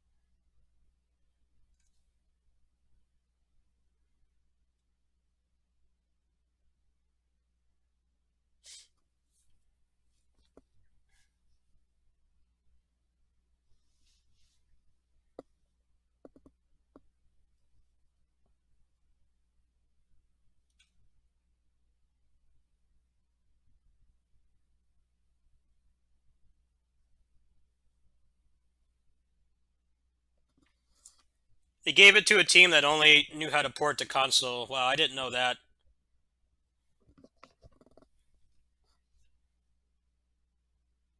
Reminds me of East 8. East 8 was like that as well. The East 8 PC port was a hot mess. Like, you couldn't even get off the boat at the beginning without it crashing. And, like, it fucked up the whole perception of the series because every East game on Steam, they have pretty much all of them on there now. They all had positive ratings, and East 8 is supposed to be like the best one, and it had a terrible rating because it was a crap port. They eventually did fix it, but it was a really big blemish that happened. As you know, East is not as popular as Final Fantasy and Tales or Dragon Quest or Persona, but uh, it's like the most accessible JRPG series because they have literally all of them on there. Final Fantasy is like close second. They have all the mainline games, but there's so many side games in Final Fantasy, and you still can't buy those. You got to go download a ROM. But like with East, they have like the entire series. So to have like the biggest title at the time, East 9 wasn't out yet, have it be a crap port was a really bad look.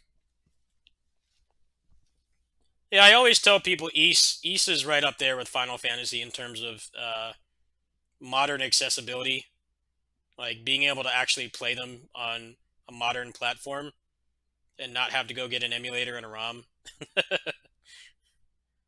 Tails is the worst by far.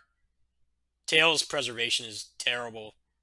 Uh, really hard to get into that series.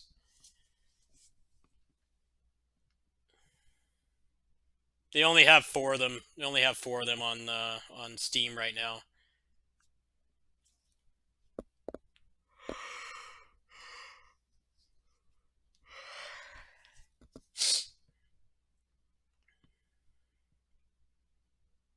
Yeah, this game looks pretty cool. I can't wait for this to come out.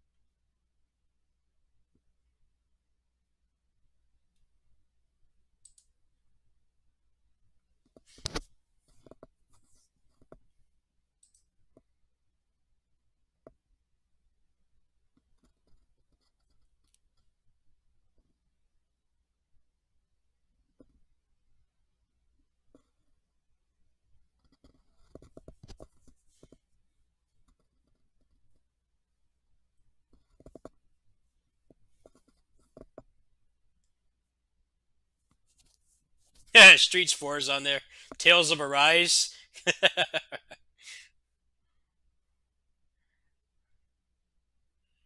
It says mine's supposed to come April to June.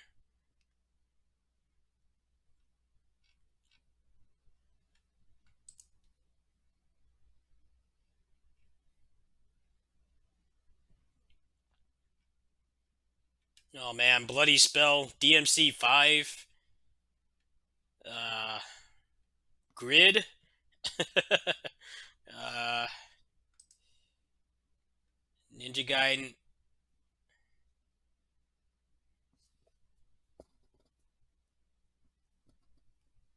East 9.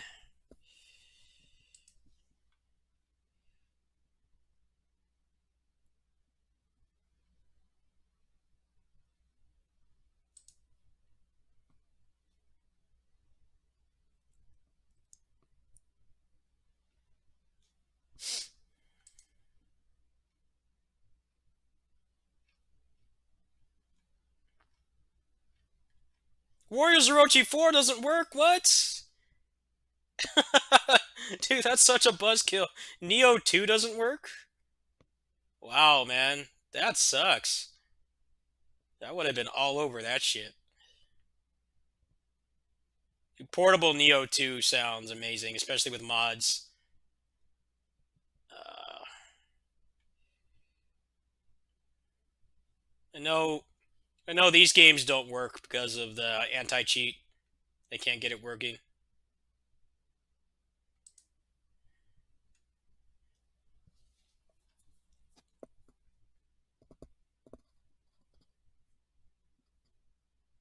I have no idea what this is. Oh, it's Soul Worker. It got changed to a different name. Like, what the hell is West War 4? Soul Worker shut down again, I think.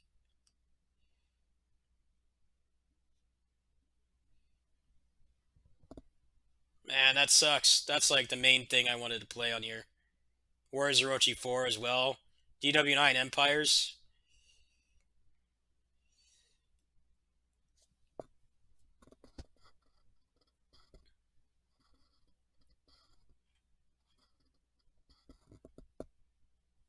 .30XX, hell yeah.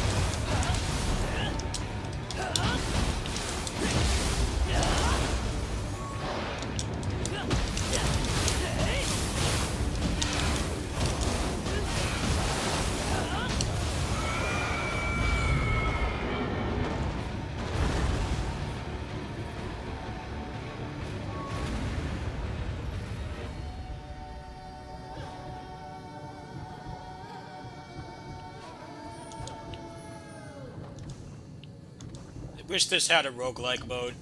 Can you imagine how much fun this game would be if it had a roguelike mode? Actually, there kind of is right now. There's a randomizer for this game that came out recently. I was thinking of trying that. This game's got quite a few gameplay mods now. There's the moveset mod one, and then there's the randomizer. I think that would be really fun. Nice, filler content. It's like I don't have any new releases for a while.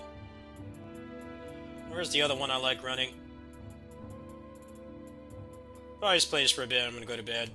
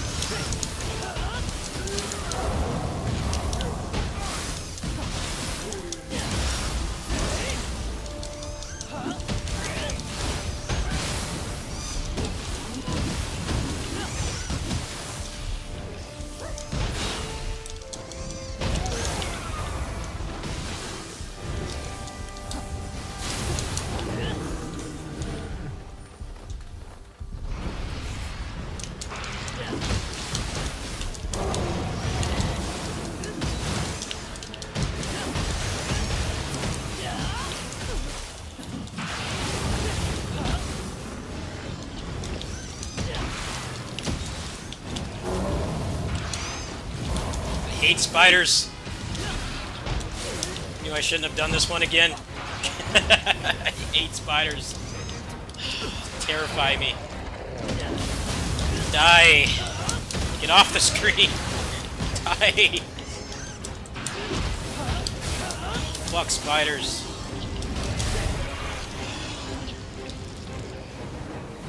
Wish this game did not have spiders.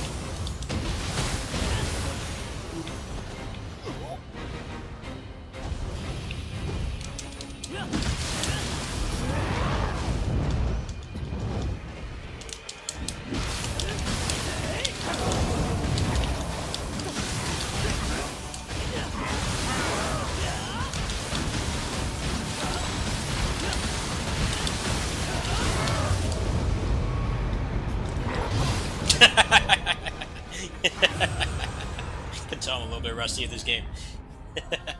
Good night, Radical. Good night, brother. think I'm just gonna go ahead and go to bed too. I'm tired. All right. Streams today. We'll probably play some more Maximus 2 later. Probably work on a new character. And try to get that overview out in the morning as well. But I'm gonna go ahead and upload the VOD with Peter. I'm gonna go ahead and do that right now so people can watch it. Should be 2 streams today. Yeah, I don't really have anything else to really play right now. I tried PSO2 New Genesis again, and I uninstalled it like right away because I'm on ship 3, and there must be like 3 people on that ship by now. I just uninstalled it again right away. I'm just gonna give up on that game. I just can't stand the open world. I'm looking for a nice grindy game like that to play right now, but that ain't it. It's not. I can't stand playing it. Probably just play service game stuff. Well, I'm not even really playing PGR right now because the update's in like 2 days, and I'm saving all my stamina. I have a bunch of resources saved up, so I'm like not touching that right now either. All I'm really playing is KOF All Star, but I'm also done with the collab on that as well. I got everything but one of the cards. Like I completely finished everything, so I'm like looking for something else to play. There's the Godfall update. I haven't checked that out yet. Couple indie games I haven't checked out in a while. 30XX Blade Assault. Those games got updates. Let's see. Actually, guess I can show this.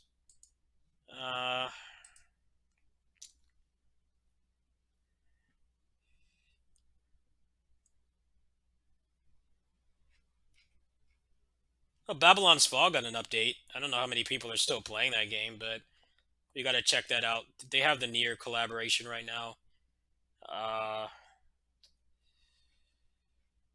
Anything else?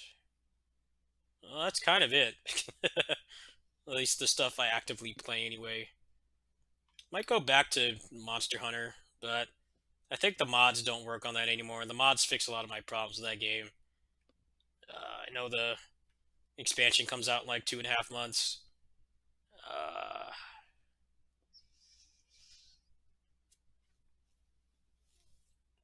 Warm Snow I haven't really touched yet either.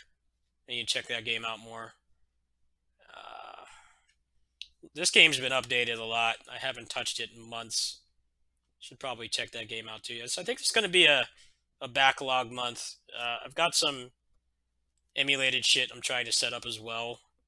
I might play through Zelia 2. I still have the ROM for that on here somewhere. So I'll probably set that up. That might actually be my next like big project. But like right now, there's a couple smaller games coming out this month. Other than that, pretty slow month. Actually, this comes out in a few days. I might check this out.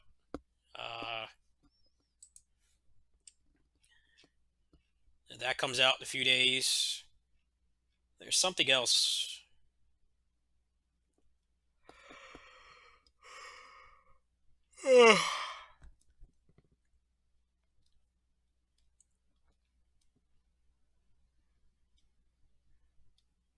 Otherworld Legends Bot Gaiden comes out.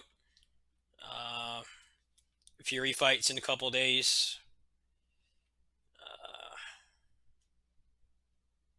Oh yeah, this game. This game looks pretty cool.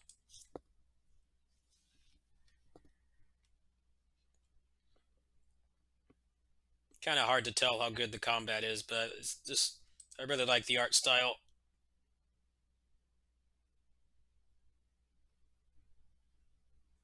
Is this early access or is this full release? I think it's full release.